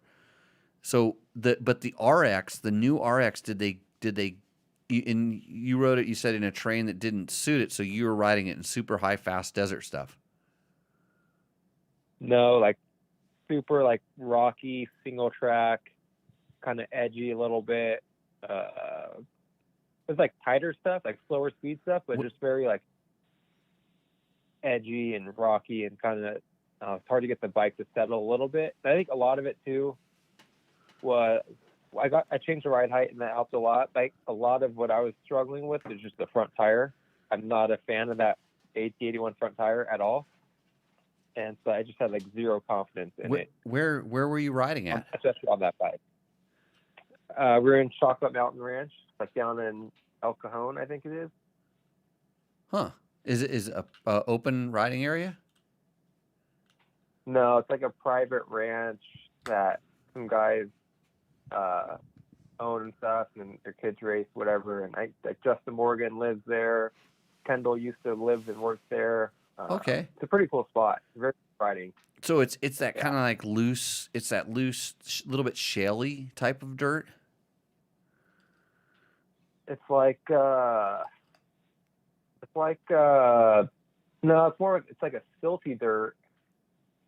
It's like silt, but just really rocky, like round rocks, like embedded and loose and everything. Yeah. And we were like kind of like traversing side hills and all kinds of like new trails and old trails and stuff like that, and ruts, and it's just I don't know. I was struggling a little bit just personally, I think. And then the bike on top of the bike, the weird front tire was like, that was kind of tough, but earlier on at least. I remember when we talked about the changes to the R, I was like, every single one of those would seem like it would work really good on the RX. And I was sort of excited, like that would be a cool thing to try. I remember the RX was like, you felt like you kind of had to race it a little bit, but then I didn't want to pin it on the bike, if that makes any sense. Yeah, and I think it definitely feels improved. I just don't know if it makes it like, my top pick of the 450 off-road bikes still with those changes. It does feel improved like that motocross bike was. Yeah. And X450X is just a good all-around motorcycle. It is. Very good, especially in stock trim. Like I thought, just like I read like Keyboard Warrior stuff, and everyone makes it sound like it's a pig, and the thing, it's called corked up, and you can't ride it stock. There's no way you can do anything stock. And I rode it bone stock, and that was a plenty capable bike for 99% of the people out there. So you didn't find yourself like not having you when you were riding it, you found that there was always more throttle, even though it doesn't have enough power. Pretty much. Pretty much, yeah. Well, you should have gone to some place where you could ride it faster. I went 100. Yeah, well, I have a video someplace where I went 104 or 106 miles an hour on one of those things, completely box stock. So what you got to do is you got to go, Trevor. You got to go watch the video we did on the very first one, because it hasn't changed. Correct? Yeah. It hasn't changed. Yeah. I believe not. And make sure that that's all still applicable, because I was really happy with that bike in the very beginning. And then we did some hop-ups and modifications to it. In fact, I got to ride the bike that Ricky Brabeck and Kendall Norman took to the Mint 400, the inaugural Mint 400 win. I rode that bike the day before they raced it over there, and so I was aware of what they could turn that bike into. And it's gotten, as a race bike, they've done a bunch of stuff. It's gotten better since, and now you're seeing the guys down in Baja win on the X. It might be an L, but anyways, I don't think anybody's racing the L. It might be an L. No, for real. You would know. Yeah, maybe for real. I'm impressed. Tell me more later. It just has to do with the chassis. They're just doing some stuff on these bikes. I mean, but you're not regular person, not, you, but I'm as regular as you person that I'm talking about. Like the 450X is a good all around motorcycle. Very good. Not as good as the Honda's most Yamaha versatile bike. YZ450 FX that took Trevor Hunter to some wins in Best in Desert Racing, right? Now, that is a fine motorcycle. Blue Crew. Yeah, YamahaMotorsports.com. Hey, it seems like the wins in Best in the Desert are coming a little bit easier now that you're riding a Yamaha. Would I be correct? I would say so. Yeah, I would say it's much easier, much more fun, more comfortable. Yeah, I'm a fan. Yeah, Trevor's a Yamaha guy, even though he just claimed that he's a Honda guy Talking too. about the Honda. He hates KTM's though. So talking about speed, a stock KTM 500 will do 107, 109. Really? Yeah. A stock one. I got a brand new 20. No, it's like got about 9,000 miles on it, but it's for me, it's brand new. Put your rim locks in so it 20 doesn't bounce you off the road, but it'll 22. do 107. It has rim locks. I've never even ridden. I haven't Or balance. Sorry, balance your, either don't put them in or balance your wheels. But Yeah. So I'll take it out and verify that because it's 100% stock. I'll see how fast it goes. I'll go take it to the dry lake bed. Hey, so anything else you need to report on Trevor?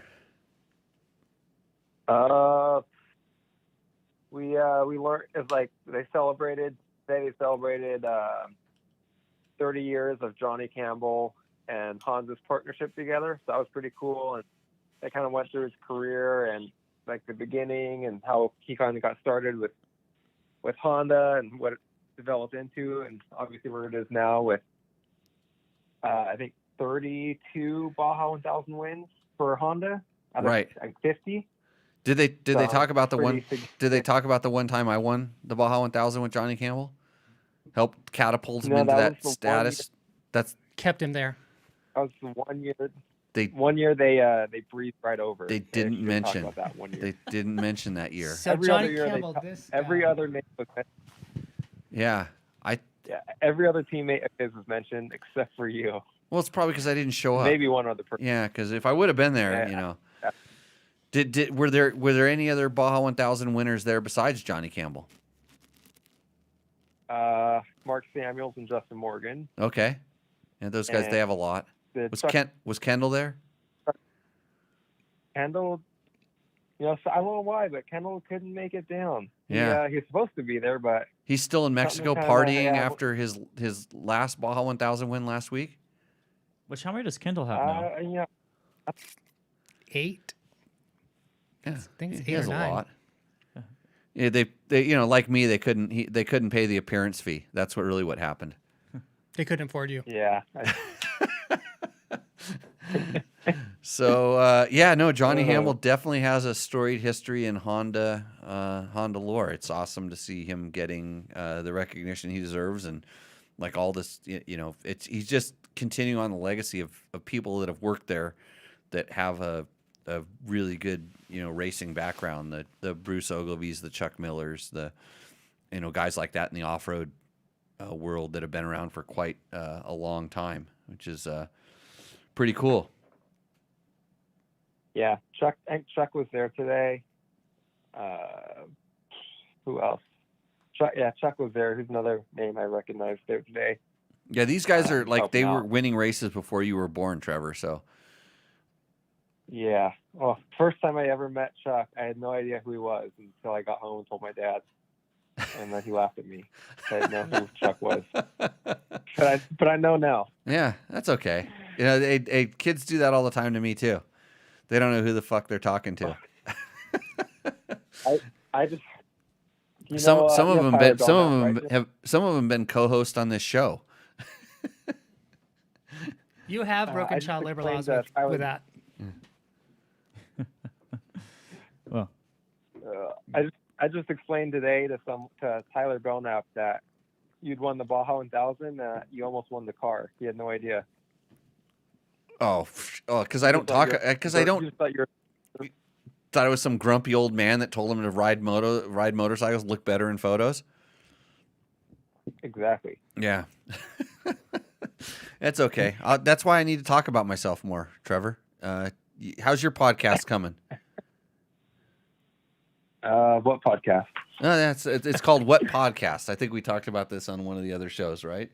Maybe there was an idea that was still floated around there, but So you can follow Trevor over at dirtbiketest.com. He's the one putting up all the content there, along with Matt, who almost has a beginner bike shoot up. So they're shoot out. shoot out. Shoot them up. Shoot them up there on different sides of the world. Trevor's racing bikes at the highest level, and Matt's putting around teaching beginner riders Someone's how got to to do it.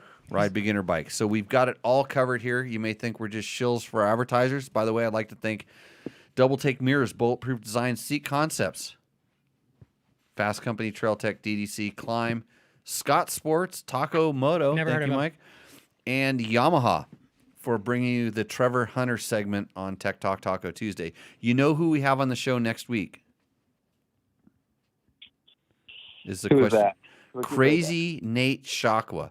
If you want to talk about a legend and the storied history of motorcycle magazines, Nate definitely goes down as one of the world-class test riders from the old days, where there was a lot of things that we can't talk about that happened, but we will talk about them on next week's show. If you want a taste of what you can expect next Tuesday, go check out the Better Rider episode with him. Yeah, it's Better Rider, what, number 7 or 8 or something like that? I think 8. Yes, Better Rider number 8. It's going to So be memorable. You know the number. I'm it's- impressed. It's going to be awesome. I don't know who this guy is, but I'm gonna check it out. Yeah. Check that episode out. Yeah, it's pretty funny. Nate tells you how to do everything wrong, although he's 100%. That's the way he did it. So is there going to be a lot of disclaimering happening across the bottom? Oh, we might have to build a disclaimer thing. Yeah. So, Trevor, we're gonna have a little call tomorrow and talk about how to divvy up all the millions of dollars that are coming into Dirt Bike Test tomorrow. You ready for this? Yeah, I'm looking forward to retiring at such a young age. I know this motorcycle journalism is awesome these days. Yeah. I'm gonna take my cut. I'm gonna go and buy a 12-pack of Pabst Blue Ribbon and a bottle of tequila. So What more could you ask for? that's just so you know how much we're talking about there. Motorcycle journalism is killing it these days. So, okay, hey, thanks for calling in, Trevor, on the Seat Concepts Hot Seat Hotline. In fact, you win. You know what you're going to win? A new Dirt Bike Test T-shirt, the factory edition that nobody else can get. I've got one in your size. I like that. Hey, and I found a new product about e-bikes that allows you to cheat, so we can go riding again soon. All right, let me know. But Okay. I got a question for you, Jimmy. Oh, boy, Before here we you hang go. up. Question, yeah. 9 out of 10 without referring to reference manual. I was asked this today, and I couldn't really answer. I was like kind of up in the air. but Do I need to figured get a shot of you would tequila know for this? because- Go ahead and get me a glass there, Matt. Go run with the question. What bike would you rather ride today? Danny Hamill's KX500 or Johnny's XR650? Because you've ridden both, right? Yes. Wow. Wait, Johnny Campbell's XR650? Yep. Would it help you to know that I've ridden one of Danny Hamill's KX500s? It was bought by a buddy of mine, Cliff Lum, who bought it and owned it for 10 years or so. Unfortunately, I had to sell it pretty recently. Killer bike. Amazing. Really rad. Yeah, Bob's laughing. I'm curious because Bob usually it's funny when he wakes up from this sleep that he's in. He's usually You read one too? I think every year he got a new bike, and maybe in the season had two. So So when Bob isn't interrupting the show, and you can't pay that much attention to him because you're distracting from the show. So just remember, the production standards are that So when high. Bob actually wakes up and talks and laughs, It's important. It's curious to me. It's like, whoa, what was so cool? So we're talking about like riding Danny Hamill's bike. So 1, 2, 3 of the 4 people in this room have ridden a Danny Hamill bike. KX500, which is a kind are of the amazing chances? thing. And Matt is probably wondering who is Danny Hamill, although we have done stuff No, I've read the story on him. with him and about. Yeah, he read the story. So, man, oh boy, that's a trick question. Who asked it? Tyler Belknap. Tyler asked that. Yeah. my vote's the Danny Hamill bike because I've already done it. It was awesome. Yeah, you know the Johnny Campbell XR650 was not that great of a bike. In all honesty, it was a really good bike for winning Baja, but the KX500 had way more character and just it's a two-stroke. It's harder to ride. It's Yeah. harder to ride the 500 than the 650. No, actually, believe it or not, I mean the ones that were prepped for Baja. If you rode a Danny Hamill Desert Hare and Hound bike, That's what it was. It was a Hare and Hound. oh, that thing's a pile of shit. Like See, that's what I Like, was expecting when the, to hear. no, the Danny Hamill Hare and Hound bikes, like it needed flex bars on it. Speaking of one of our sponsors, it needed to have suspension that had Yeah, probably. springs that weren't out of a giant Buick car or Cadillac. That thing was so stiff and so harsh. Danny could just pound that thing, and he thought it was plush, and I know it was plush because I know how much he worked with Bones from Pro Circuit to make Circuit. it plush and work for him, yet being so stiff. But he was smashing stuff. So the Hare and Hound bike the suspension was horrific. Although I don't know if you'll agree with me on the motor. It felt like it had a whole lot of snap, but all you had to do was click it up a gear, like what Danny was usually doing. But he was just clicking up 2 gears because the speed he was going was that much faster. And it was so buttery smooth. Like that was a really smooth, like an XR650 is a very smooth running motor, and even the Baja ones, like unlike the XR628s that were a little pipey and kind of hot, the 650 was kind of toned down enough to where it just had the torque to pull, and that's the way that KX500 was. That thing was upshift and just, you know that noise? It just pull and pull and pull. So, yeah. Did I answer the question, Trevor? Am I okay? So which one do you pick? Is it the Cowie? Yeah, the Cowie for sure. Yeah, I The think Baja one. So the Baja one, he had to have partners that were actually human. And unlike when I raced with Danny Hamill on a KTM, it was called a 550, but it was really a 500. It was a KTM 500 where we went back and forth trying to find a suspension setting. We were working with the WP and the Jim Lewis, another Jim Lewis from WP, to set up suspension that would work for the both of us. And finally, I just threw in the towel and said, "Fuck it, I'll just ride whatever you put ride." on whatever Danny can make go fast, and I'll just get it back to him."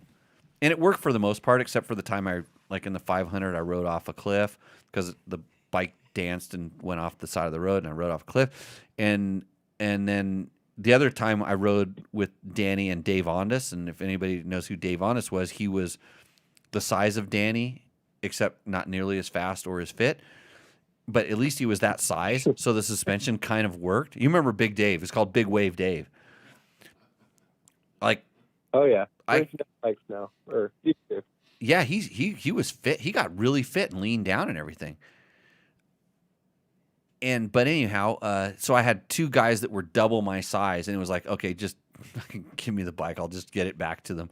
And it was so horrible. I thought I was riding it fast, but in reality, I was probably riding it slow. Although I also didn't get to take the big shortcuts that the Kawasaki teams took because they had a helicopter with a video camera filming you right where the shortcuts were. So it's Baja. Dirty. Baja. Dirty. It's just dirty racing. But anyways, so yeah, sorry that we just went off on that tangent. This is going to be a 2.5 hour show. I was gonna say we still need to do Rooster Endo here. That's so. going to be a disclaimer. Warning: 2.5 hours. Yeah, we're gonna need to move it along here. Okay. So Kendall's hiding out in Santa Barbara. That's good. Rest in peace, Danny Hamill. Yes, true. What an awesome guy. Okay. So thanks, Trevor. Thanks, Trevor. Yeah, we're hanging up on you. Is that okay with you? That's fine with me. Okay. Thanks for staying up past your Thanks bedtime. for having me. Do your training. We'll talk to you tomorrow. Keep doing the Lord's work. Lord's work. Riding dirt bikes. See you, Trevor. Okay. See you. Okay. Okay. See you guys. Let's see you. Taco Mike. Let's get back to. Let's talk about it. Let's talk about it. No, you know what we're gonna taco about right now? We're gonna do Rooster Ender. We got to get to this. Do you want to take any questions? Skip it. Do we have some questions? There's questions on the sheet, but let's get to Rooster Endo, and then we'll see where we're at. Okay, Time. we're gonna blow through these pretty quick. So, I think I already got my winner. oh jeez, all you've seen in these pictures of the tire map. From the tires, I already picked. Fire the winner. away. I already got it. I'll read them. Speaking of KX500s, Rich Sothers 2000 KX500. Here's the picture. I could tell from the tire what it was. You can best desert bike ever made. Does pretty well at hill climbing too. The number one plate okay, was there it is. earned winning the 50 plus and open expert class at local MX track. Bike has everything possible done to it. Here are just some of the mods: decompression button for starting, electron carb, recluse clutch, left-hand rear brake, 132.5 millimeter dog bone linkage, Love it. oversized front brake, rad valve, FMF desert pipe, DEP silencer, Mica bars, and endurance odometer. This is your KX500. It's not a Danny Hamel KX500 except for the number one plate. He's got those old school Achirby's rally handguards that, good God, Achirby's can't believe they still sell They a million of look those. terrible. They love them. They're just great all around handguards. By the way, Look terrible. yeah. But on the bike, it's period correct. I think it works for the bike. Okay, yeah. 2000s, that was a big thing. That's a clean-looking motorcycle. hell of a I'm bike. glad it's won championships. He shot it in his front yard. It's a hell of a took bike. it out of the garage. He actually sent me like a collage of photos, but I just take the You one that looks picked like that one. Yeah. Did he have one where he shot it from a lower angle? I'm just curious. Maybe. Let me go look at the photo. So album. this Well, it's is okay. Don't get too stressed out on that, Matt, because there's something about taking a picture over the top of a motorcycle. You're dominating the motorcycle. The motorcycle doesn't dominate the picture. I give away photography advice and every psychology. single time. Whoa, Every single time on this some show. depth there to that. And none of you people it's a heavy take comment. it. None of you people take it. We get the same old, like I'm standing on top of my motorcycle with my fisheye lens and my camera. Okay. Hey, no, we This- had someone submit a photo where they were doing a wheelie with no helmet. You can't condone that. Yeah, no, we didn't. I put a disclaimer in that. Speaking of disclaimers. Disclaimer. Okay, so I have a title for Rooster this Endo, this episode. thing roosts just Hard because it's a roost. KX500. Full throttle roost. Okay, good. This Two-stroke. this you can tell that this is a dude who has all the stoke about this bike. Like Oh, this dude is into dirt bikes and he's into the right kind of dirt bike and he's done the right things. He's kind of set it up as a trail bike with a recluse in there. If it's an auto clutch, I don't know if it's just a torque drive or what. So the KX500 is one of the first bikes to ever got, and I get a recluse, but a Revlock. Probably- back oh, in the day. Revlock. Yeah, back in the day, the guy Yes. that invented the Revlock was Yeah. a KX500 guy. Okay, He was cool. one of those guys. So, yeah, okay, It's next a hell of a bike. bike. Everybody else is Walt- gonna have a hard time catching Walt that. Dorsey's 2020 FE 501S. Okay, already he's got 1 point against him already because I have no idea what brand a 2020 FE 501S is because I may have just tuned into this show and I don't know anything about motorcycles and you guys just told me something that just left a big hole in it. It's called actually they're the white KTMs. What are they called? The Husqvarna. Husqvarna, right. Husqvarna. But I'm just reading off the sheet. See, Bob, I don't have a picture here. All I have is this sheet of paper, and he didn't year, make, and model. We got year, make. Okay, so it has a mud flap reduction. Okay. Don't know what that is. A I can Chirby see the mud flap. fork. I have a mud flap reduction That's on a most weight saver. on most of my bikes because like a lot of times when I'm really hauling ass, and this is a big problem on Husaberg 570s because they make so much power. It eats it off. The tire actually expands Sucks and it and in, it melts. vacuums it in. melts the. I go through a lot of those mud flaps, so maybe he's trying to say in a very coy way that he's saying my whatever it is FO5E whatever is really fast and it does it. Well, he's got that rear wheel pulled all the way back. You can see how much gap there is A between. Chirby's fork guards, right? So he's running a Dunlop long wheelbase. I don't EN91 think he's tires, tuned up that- double take mirrors. I like the double take mirrors, and they're really good for holding your helmet up in the snow. Yeah, it doesn't have a seat concept. Nope. Doesn't have any bulletproof designs that I can see, especially the front disc protector. Well, you know we're a fan of those here. Yeah. There's a place for them of the right type, for the right rider. The person that shows me a dented up one, and I have one. I have a dented up one in the shop, but yeah, I'm just still waiting for that picture. It hasn't shown up. With our millions of viewers on this show, no one. They're not a no, sponsor of this show, but STR carbon fiber front. Jeremy Dorkson says you shoot it above. It looks like a KX80. Yes, Jeremy, exactly. It's not wrong. So Sean Elliott says great bike. I think they're still talking about the KX500. This one for me is kind of kind of mediocre. I don't even see a bike. I just see 2 wheels and a blue seat. Yeah, here's what I like about it though. He's riding in the blends in. snow, which is really tough. That's challenging. So he's out in all conditions. Dude, So this he's is an his all-weather guy. this is his backyard. He rolled it out of the backyard. He threw the helmet and the gloves in just to add some stuff to the picture. It's entirely possible. And I want to know why that kickstand is so leaned over. Is it? It's- is this KTM His front like wheel's a little bit brand high. His front wheel's a little having- high because he's in the snow. He's in the snow, yeah. And the rear wheel's dug in And a little it's bit. So sunk- it's, and yeah. it sinks into the sunk snow. in? Yeah, Yeah, because this is a front wheel's big high. this is a big problem on the old KTM RFS bikes, which I just sold, and I have a few more for sale. If you're looking for a clean KTM RFS, look up Jimmy Lewis, and I can help you out. On OnlyFans. Do you know about my OnlyFans account? Do you know about it? I sell motorcycle advice there. I actually do it with a flare. Okay, here's your next one. We are looking at. By the way, we need to put that on the list. Endo. It's a meaty. It's a roost. It's to a me, roost for me. Being in the snow, that's awesome. I like that he's out there in all weather, so it's middle of the road for me. Whatever that is, whatever your You can't, qualification system You is. can't waffle. There's no middle of the road. It's roost done or s- endo. It doesn't say roost. I'm gonna give it a middle roost of the then. road Okay, or endo. roost. Roost. He's Yeah. a soft roost. Okay, you can override me. It's not my show. The I'm not KX is a gonna, hard roost. This is soft. I'm not gonna. It may be your show, but I can turn it off at any point. This. I'm not gonna fire you yet. But whatever. There was an offense earlier that could cost. You notice that we don't have a lot of those co-hosts that were here before, right? They were like done. So Yeah. this Okay, this next one Dave isn't. Broad. This is an interesting bike. You don't have to hold it up. Matt's going to put it up on the screen and Dang. block out my beautiful face Technology. for another minute.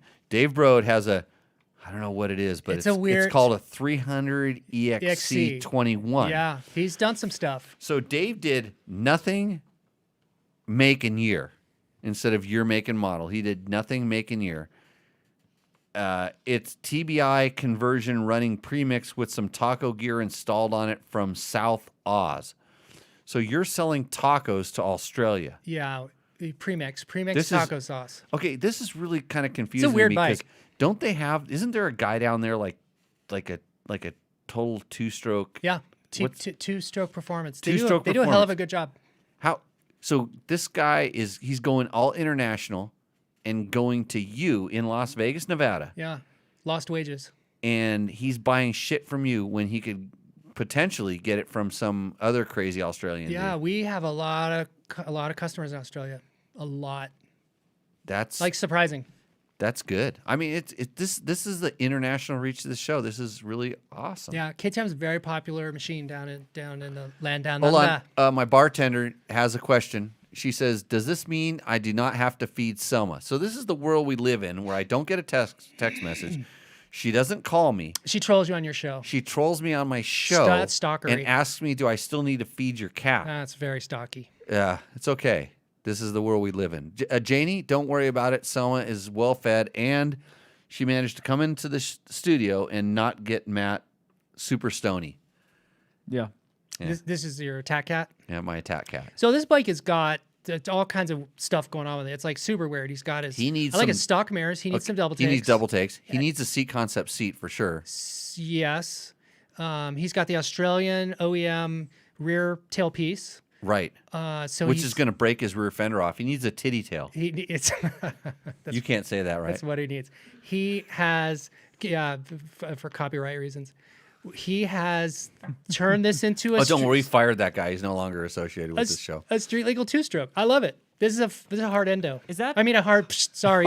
Sorry. Wow. Hard roost. You know what's Is that funny? silent? When I Total when I saw this spoke when wrong. I saw this picture, I literally saw this picture and I didn't know anything about it, and I said that looks like Australia. I've been there before. I raced 6 days there, and I don't know where it's at. It literally looks like near an area called Cessnock where we rode the 6 days. It looks and has that kind of feel to that terrain, which is interesting out of my brain.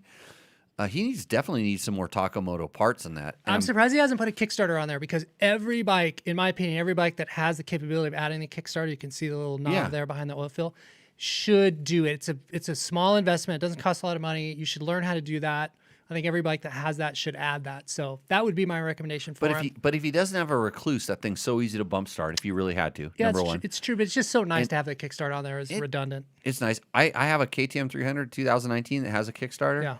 I've never, ever, ever, It'll happen ever tomorrow. used it. Oh, you Tomorrow. think You'll so? use Since it I said tomorrow. this, Yeah. you know, I have a Husaberg 570. Do you know this? I don't think your leg could start that bike on the kickstart. Yeah, you couldn't kickstart it because it makes so much horsepower.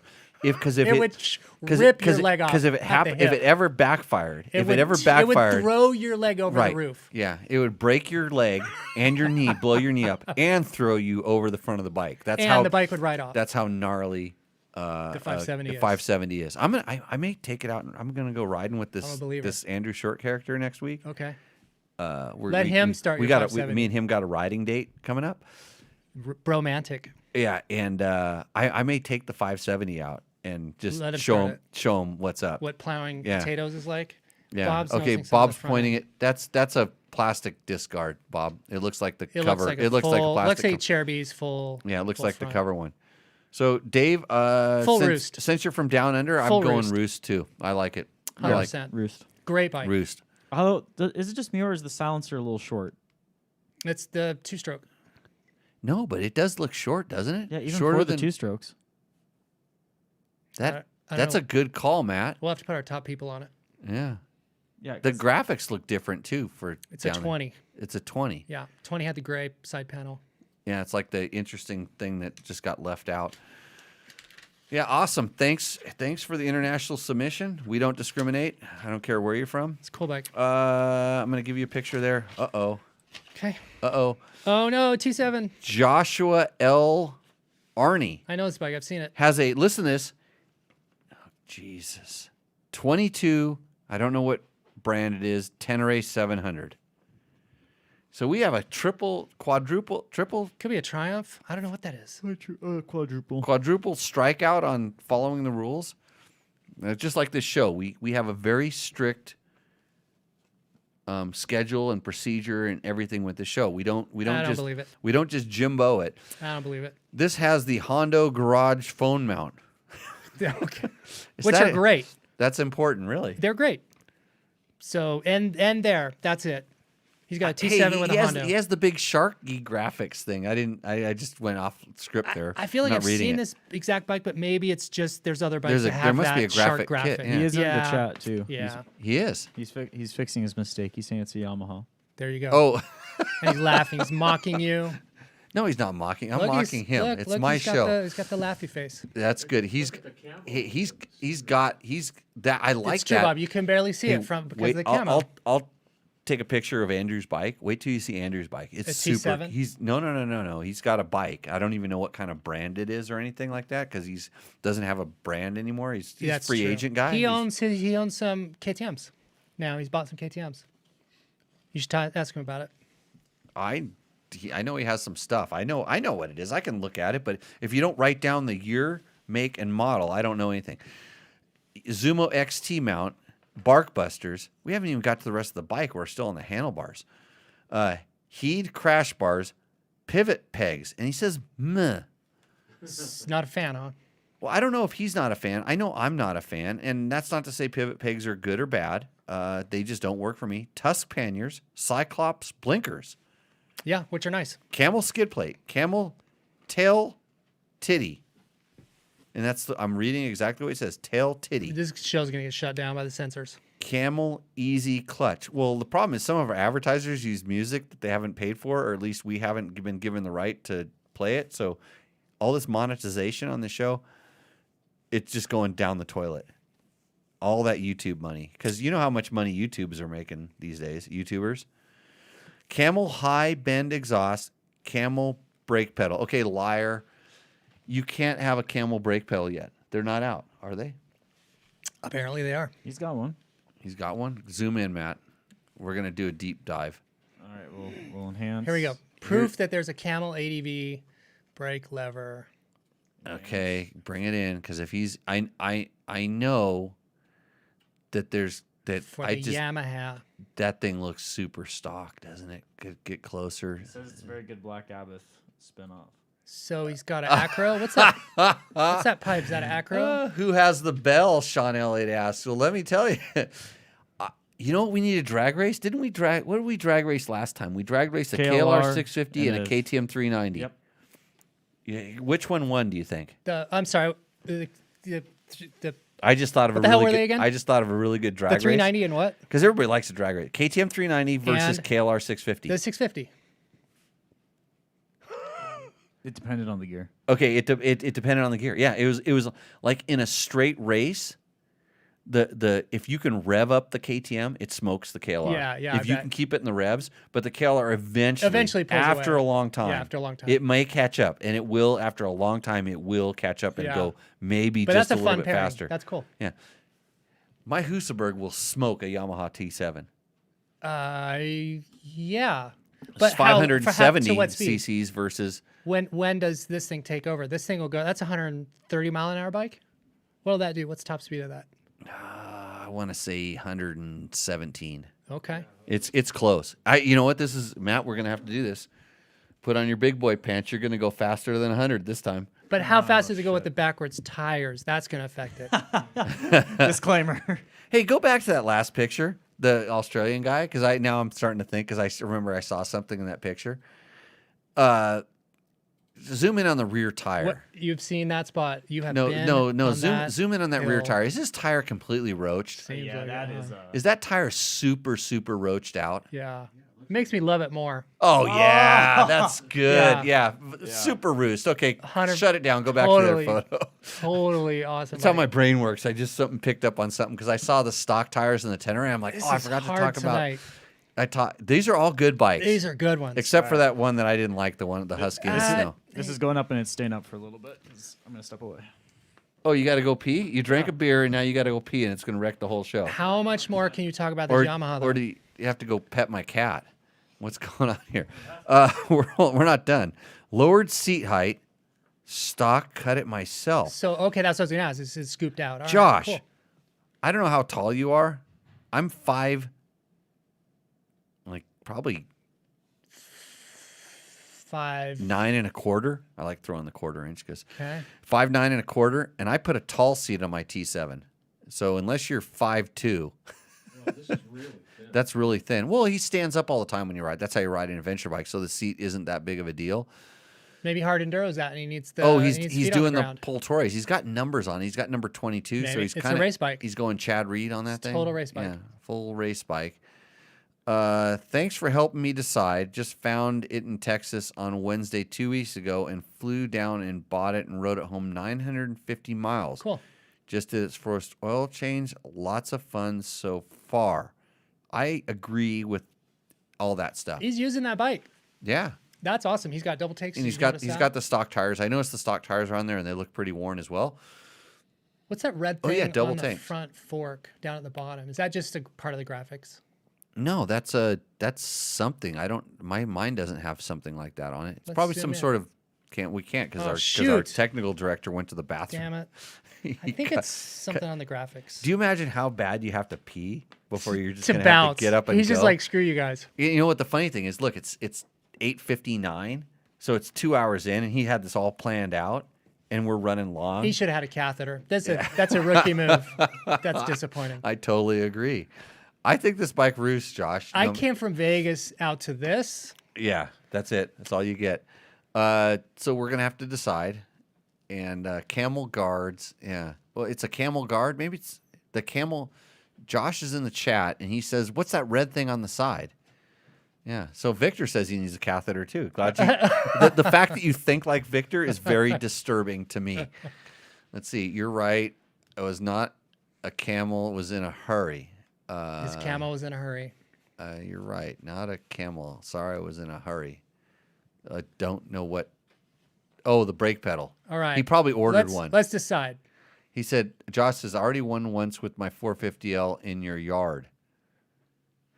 Oh, so he's taking the class. And he took a picture of his bike at the school, and we probably won him because he was in the school. No. I think he's just saying he just took a picture in his front yard. Oh, in his front yard. Okay. Oh no, it wasn't our yard. Oh, never mind. Yeah. Yeah, in your yard. Okay. Okay. My yard, let's our yard. let's decide on this bike.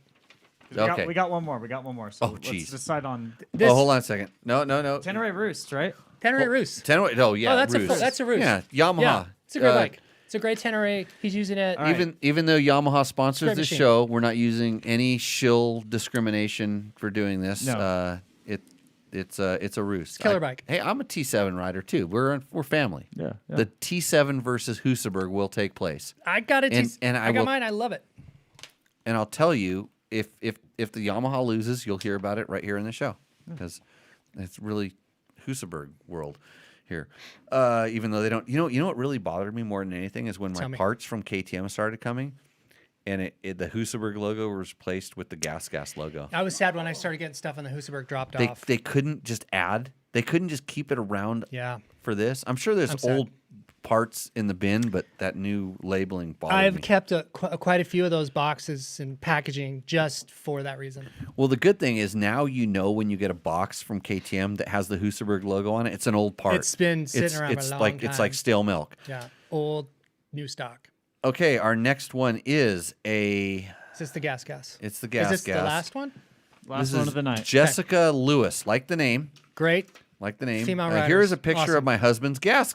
Oh, why isn't it her bike? This picture is taken in Mendocino County from our recent trip back to our hometown. His buddy has a new gas. Also, they spent 3 days riding, acting like teenagers back at their old stomping grounds. Very cool. Here is the list of modifications. He wishes a seat concept seat was on this list, but that's next. Don't give it away, Jessica, but he might be getting a Christmas present. Seat concepts, possibly the best made in the USA seats known to man. So he has listen to this, a 2022 Gas EX300. There we go. That's The how full you thing. do it. You know, it's funny how It's because a woman did this. it's funny how the ladies followed the rules. ladies She followed follow the the rules. rules and Fully. listen to. Sometimes I hate my wife for this, but then I love her too. Enduro engineering skid plate, handguards, and radiator braces. Moto-minded Evo headlight.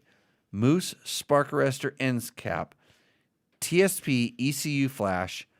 That's them. two-stroke performance. That's yeah. them. And a medium compression head. Good. So that sounds like a well set up Nice. machine. Yeah. Good. Really Nice. good choices on that. I like that they're following the rules. I'm not stoked on how you cropped that photo, Matt. I did not crop the Okay, fender I'm off. blaming you because you cut the fender off I and did you not cut the missed the fender front and back of the tire. Was If not I me. put that picture in Dirt Rider magazine Yes. when I was the editor, if I submitted that picture to my art director, They would burn the building down. well, he'd kick me in the nuts and then he'd tell me what an idiot I was, and then it would be me. So I'm pretty sure that Jessica, because she follows rules, sent an awesome Jessica picture had a great picture. that was a better shot picture at a than that. slightly lower angle. But the good thing, she doesn't have any harsh shadows and rude lighting in this photo. And there's more of a background. I mean, And there's some background in there. Yeah. Of course, you cropped most of it out and everything. And Yeah. that's at their it looks like it's at their riding facility where they have awesome enduro cross obstacles and all kinds of stuff. yeah, it looks like a pretty fun place to Yeah, ride. fun And it's her place. husband and his buddy, and she supports that and knows how important that is for him.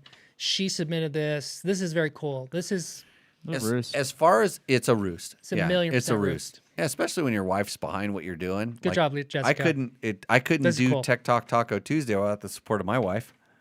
She actually funds most of this. She clicks. You know what she does? She clicks 870 times on the YouTube link just so I get a lot of views. Nice. that's sweet of her. And it makes me feel good. Yeah, it's definitely a Roost. Now we're down to the tough part. Mike's No. got all the pictures lined in front of him, No, it's super easy for me. and it's easy for him. They all win. They all get it. Oh, Everybody wins. what? Yeah, they all win.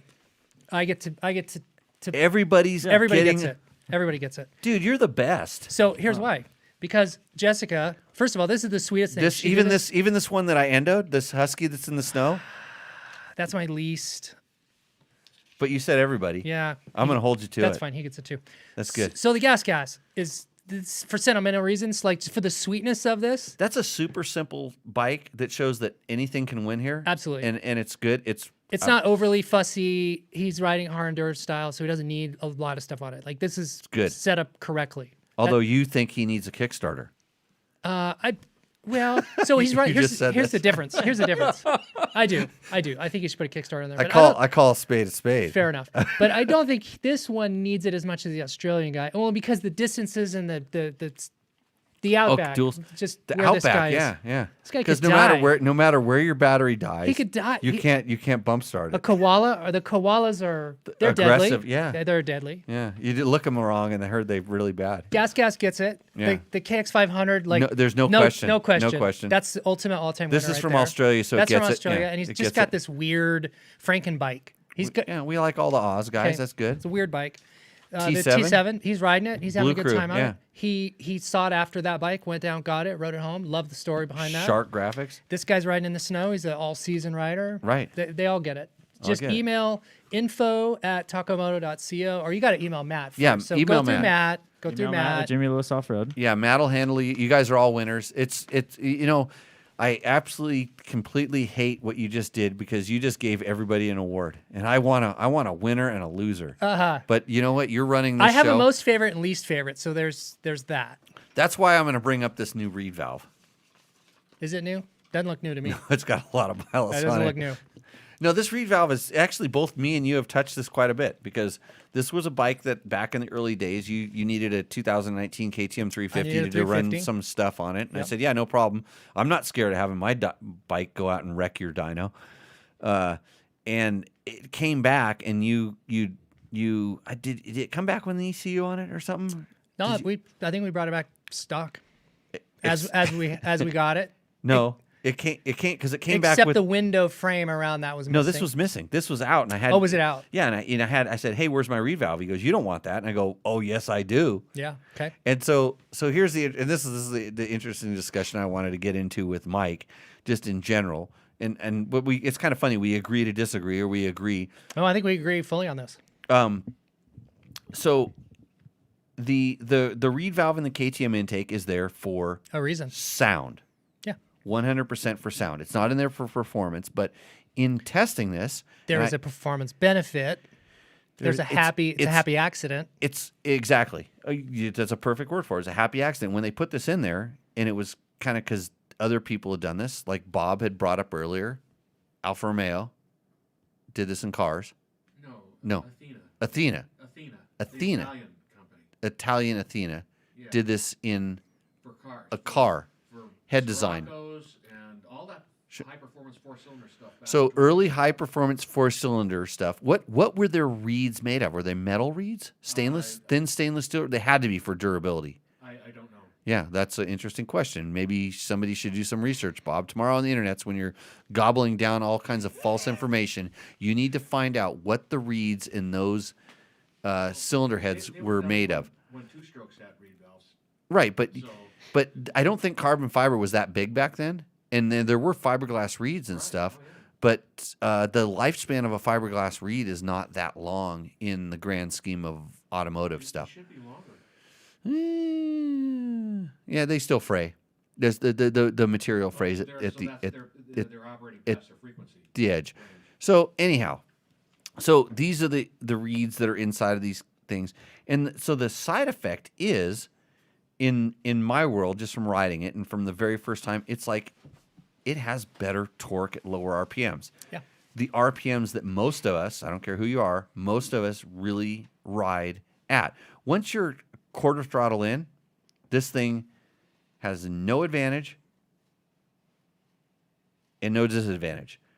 But depending on the displacement of the bike and how much air is flowing through this particular device that's stuffed into your intake track, when you get to little above half to 3/4 to full, there's definitely some restriction.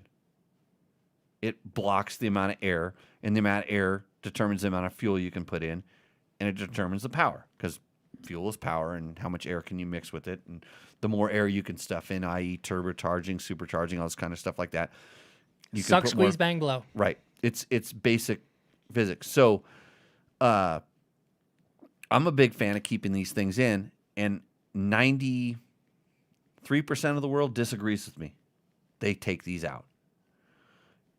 And I kind of want to know, like, because you deal with this all day long. And if you take this out, I think that you need to do something on the fuel tuning side, whether that's just a fuel tuner or an ECU, to make it work.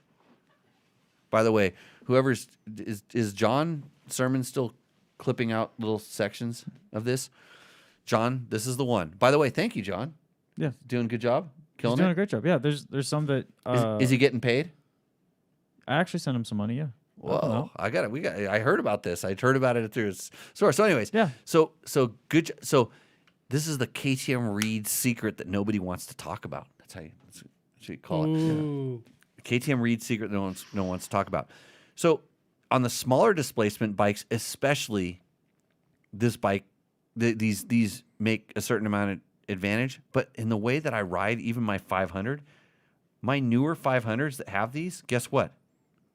Every single one of them has the Reed valve in it, and everybody goes, "You're crazy." I rode from Ensenada to to Cabo on a KTM 500 with the Reed valve in it. Am I an idiot? No. I was going really fast. I was riding with some guy that's like really fast. He might have won Dakar. Ricky Brayback. I heard of him. Yeah, I don't know who he is. I wouldn't say that I was I think he's keeping. up here somewhere. I wouldn't say I was quote keeping up with him, but he didn't have to wait that long. I have been in this room when Ricky Brayback was here, and I held his Dakar trophy. Oh yeah, It was crazy cool. yeah.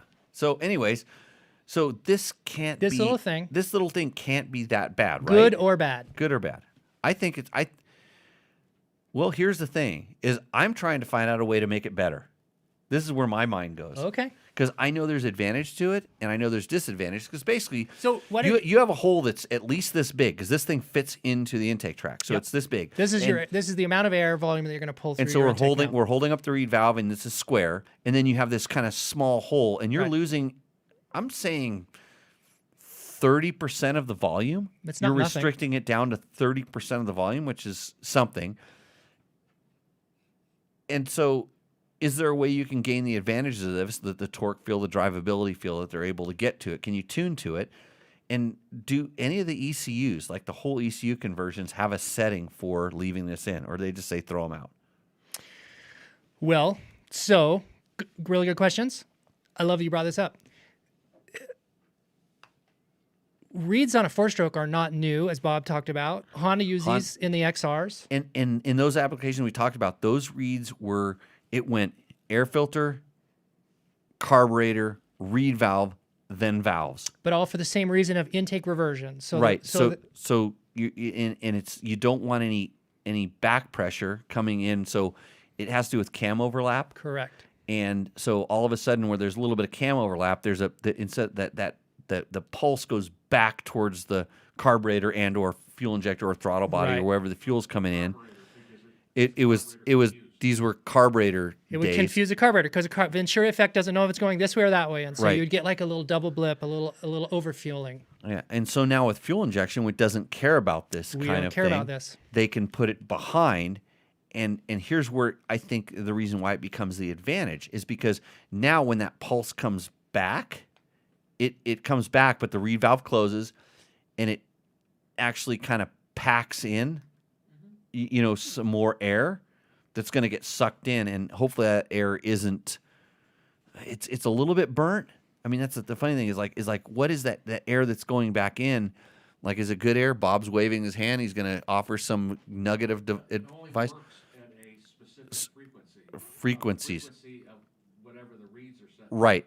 So you So have to change the you reeds. talking about different reed frequencies and stuff, but in reality, when the pulse comes back, it closes. The minute the reeds they're spring loaded naturally, and then the pulse kind of comes back and helps seal it up. Then it's a sealed chamber and it pressurizes it. And then the minute that piston starts going back down, and that overlap is really small, But but it's noticeable. Instead of it going back and just you're losing that, which you do on a four-stroke without this, you're getting some benefit. And at the higher RPMs, it's all happening so fast.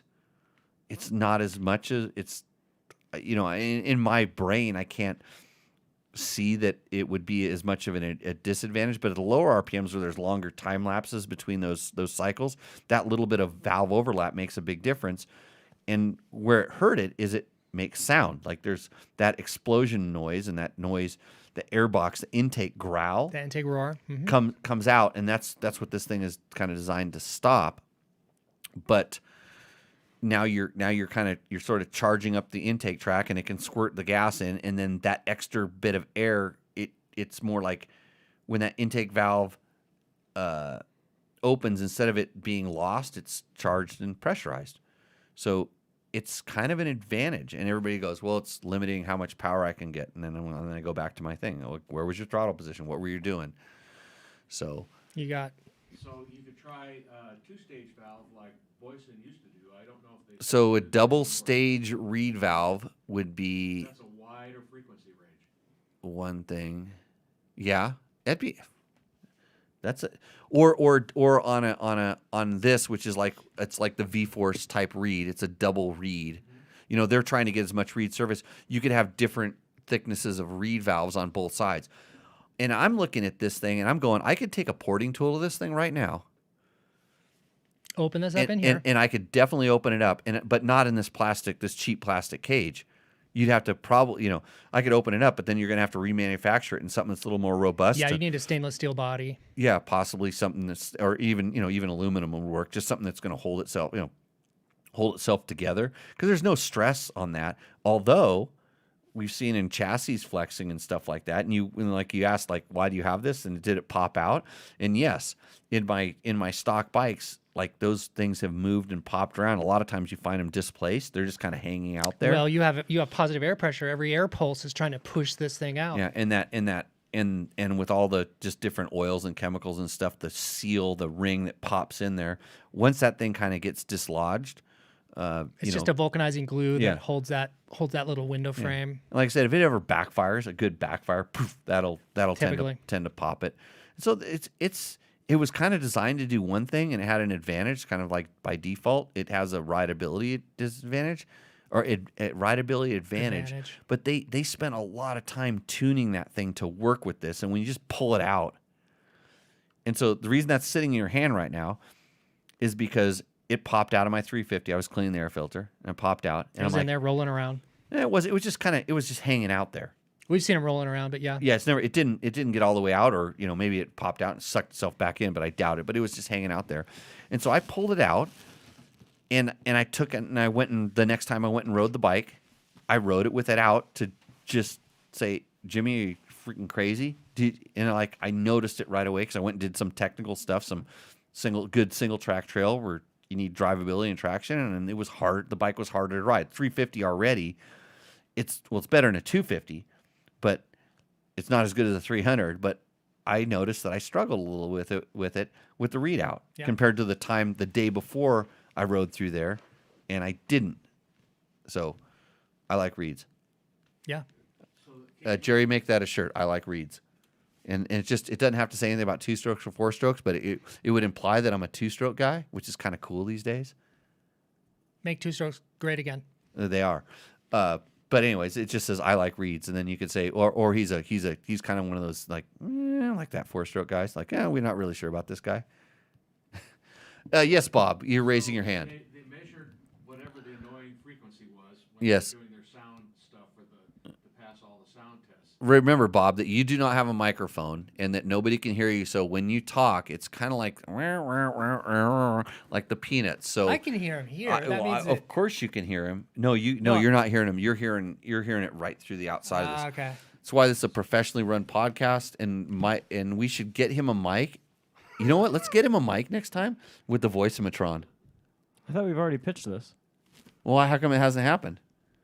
You mean Funding. I pitched it and it went before the board review One of these commission. sponsors over here Yeah, needs to fund that. Oh, the Bob microphone. Bob, can you get a sponsor to bring you on the show? Because there's Hey, no we're gonna way we comment that can do you he without can the be heard. show. Victor says I can hear him. He's talking about Oh, Victor can hear him. Okay. So let me finish my point. So they have this annoying frequency, and so they put the reed valves in there to move it.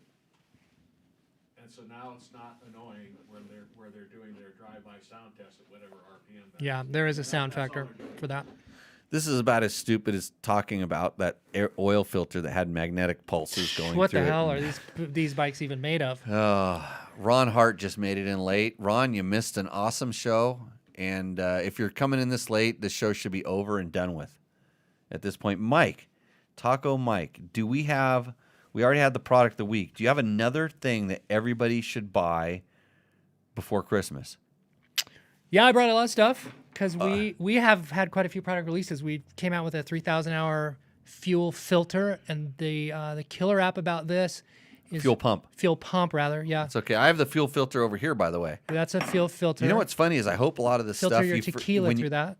I already did. You didn't see me over here, like. It's a straw, and you'll get down to 10 micron. Oh no, I put it in my nose. Oh, there's. They won't Okay, filter that. so back to the fuel pump. Yeah, so we spent years developing this. So how this came about is there are known DNFs, there are known issues with the fuel pumps, stock fuel pumps. For sure. And it is not to a level that is recall. So I've been asked, like, well, how come KTM doesn't recall these pumps? Because it's not to that level. Well, KTM doesn't drop dirt in their tank and then ride the bike and then drop more dirt in the tank and ride the bike. There's a lot of reasons why. Which is like kind of number 2 or 3 down the list. And then, there's voltage regulations. This thing is a small motor. regulators. It's a small motor. Right. And it just is under a lot of heat stress too, because you've got heat loading in the gas, so the gas is hot. So you're doing a lot of hard service to this motorcycle fuel pump that on a car fuel pump you don't have those strains and stresses. Right. So what we did is, for a long time, when I would hear that he had a bad fuel pump, I would send him a shipping call tag, and I got dozens and dozens of failed stock fuel pumps.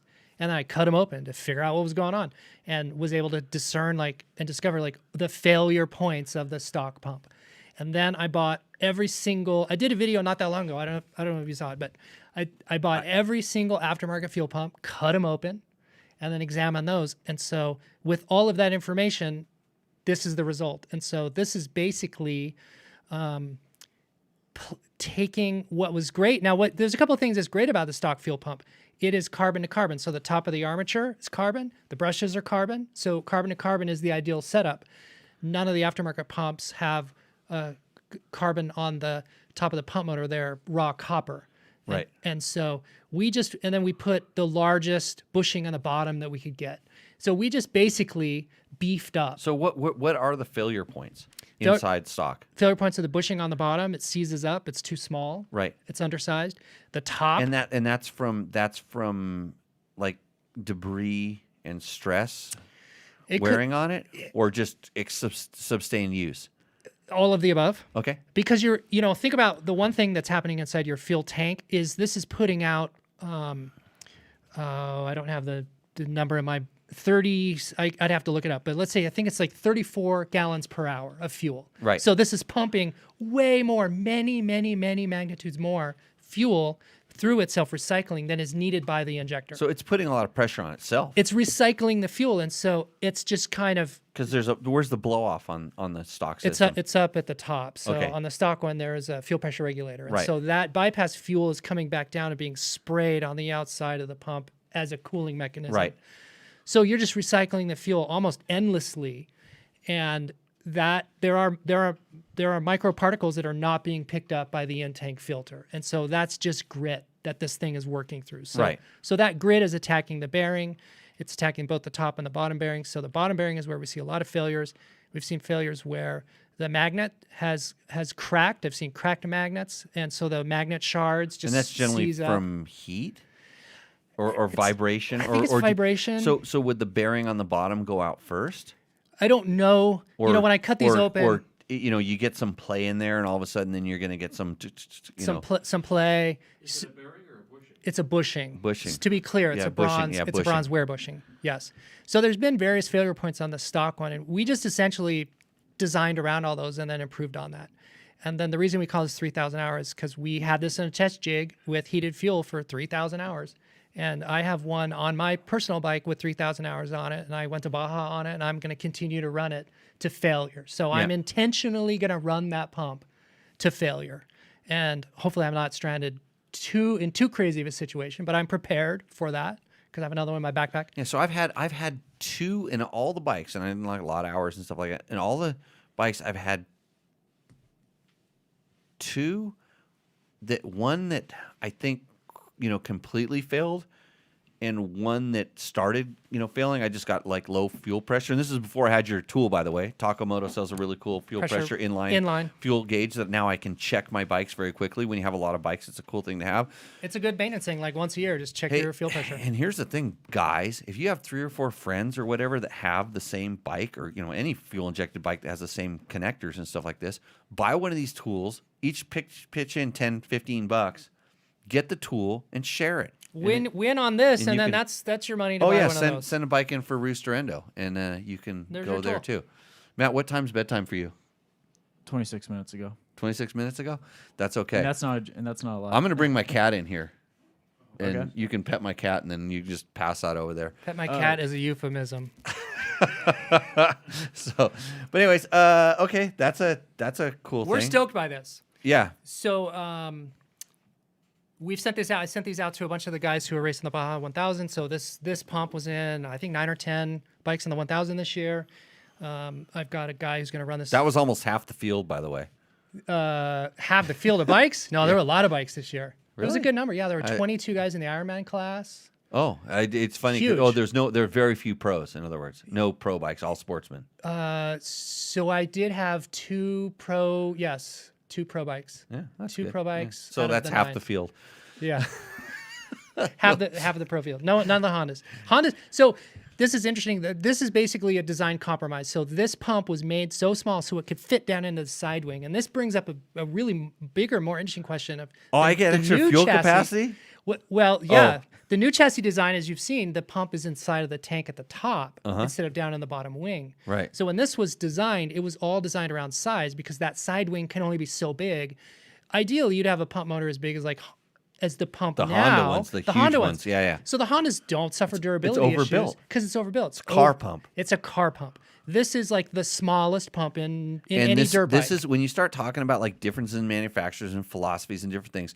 Like companies like Honda and Yamaha, like typically overbuild something for durability Right. because that's their That's the ethos of their brand. correct. And kind of the Where philosophy. KTM type of things is like they're like race light as possible. Light as They don't possible. care whether Performance. the durability of the wire that they have isn't going to last, X amount of times of getting smashed. That's right. Where like that fails as some sort of, and it's like, hey, that's why the bike is this much lighter, and that's why these crazy stuff that goes on, and that's High why. performance. I'll bet you this fuel pump costs way more than any manufacturer would be willing to spend for speccing out a stock fuel pump. Yeah, the OEM would never put in a pump of this caliber. We also make this in the U.S. We assemble this in the U.S. So that's a unique USA thing too. made. Yeah. So we searched long and hard to find. It's the colors of my nice Pabst Blue Ribbon shirt, red, white, and blue. So obviously 10X didn't have this pump. 10X incidentally did have this pump. They had this pump in their bike. They had an electrical failure. So the problem, and interesting that you talked about wire harnesses because I think they had a wire harness issue.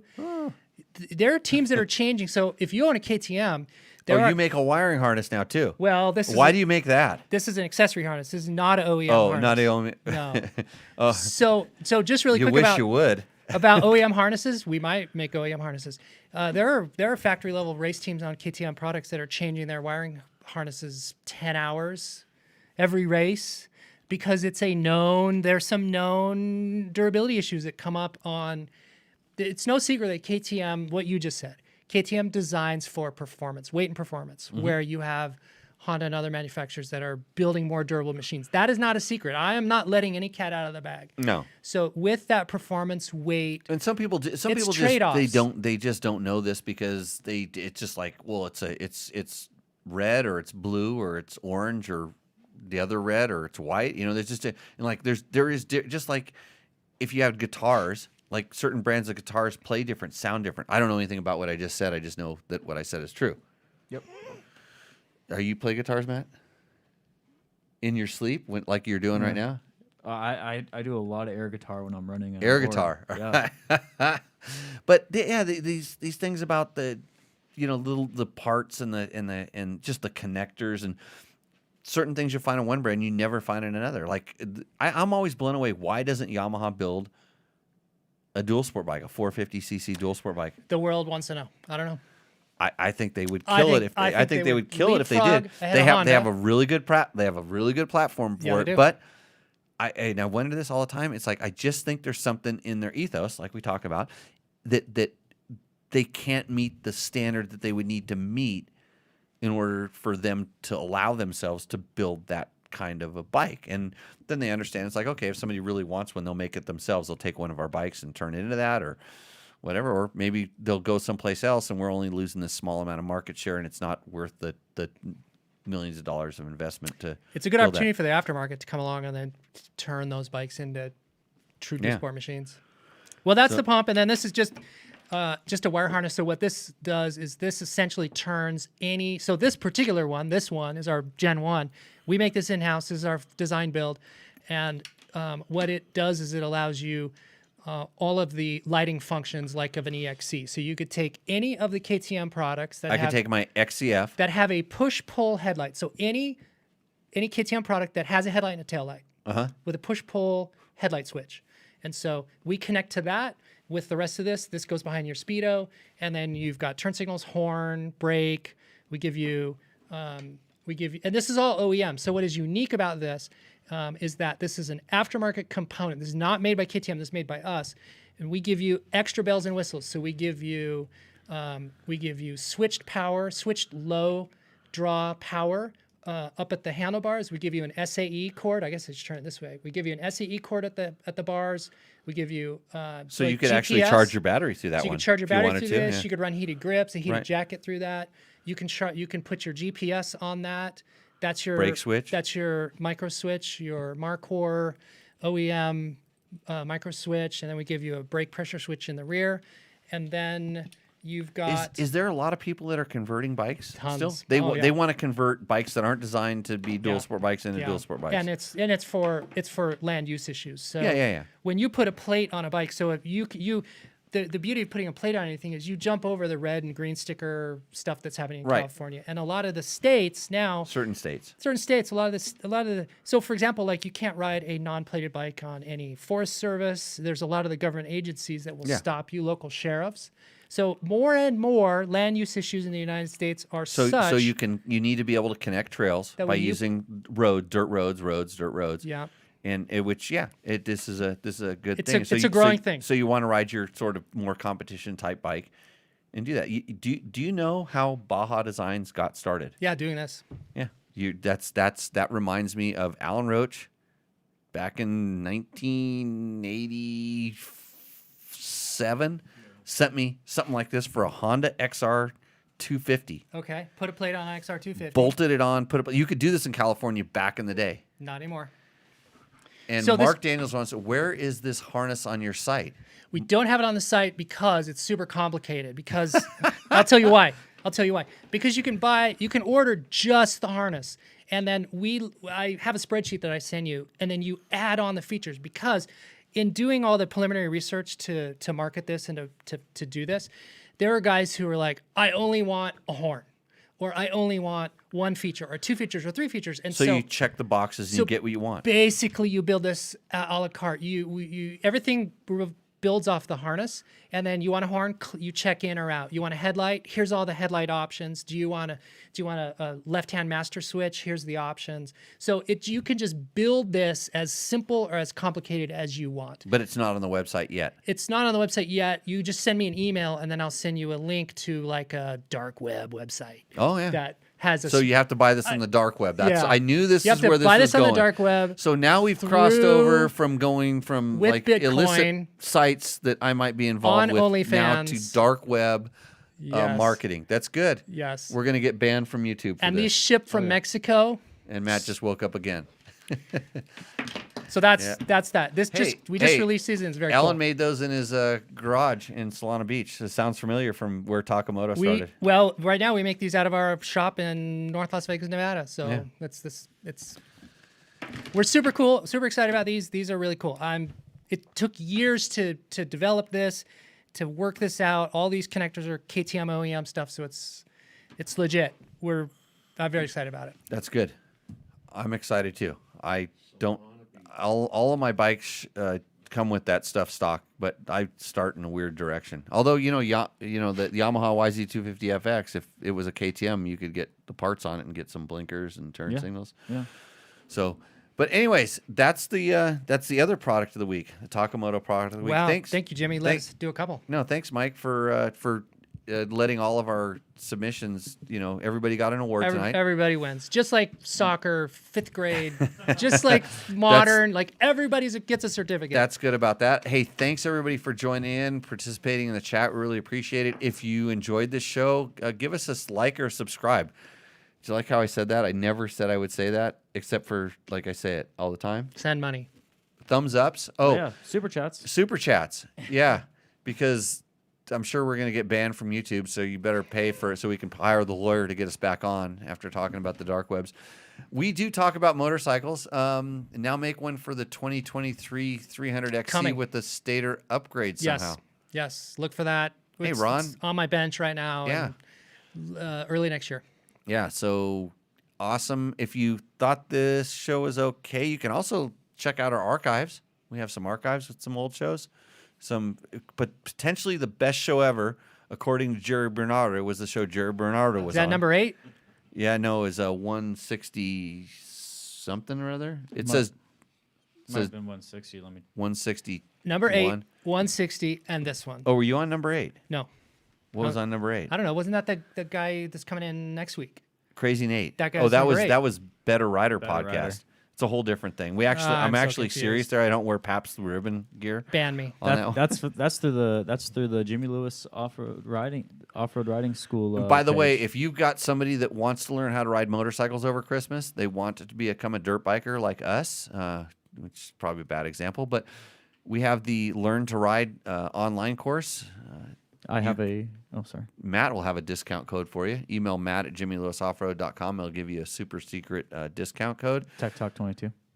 That's what it is. Now you heard it. You don't even have to email them anymore. Also, if you have anyone who's in the Las Vegas area or doesn't mind driving a little further than an hour, December 10th, I have a Learn to Ride class out here in Pahrump, Nevada. Do it. Yeah. For anyone who is, if you have someone in your life that you want to have a safe introduction to riding off-road, send my way.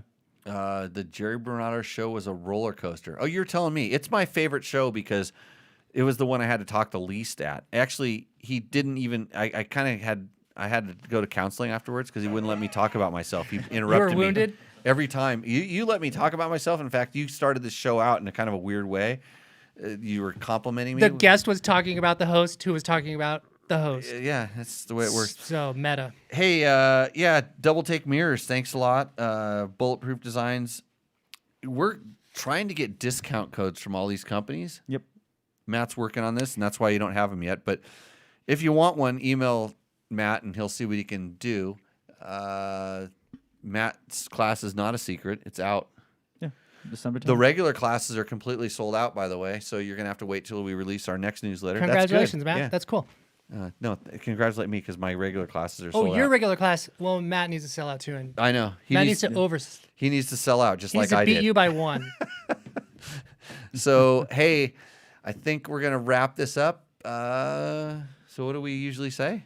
I'm going to have another beer real quick. Not on see the you show. the trail.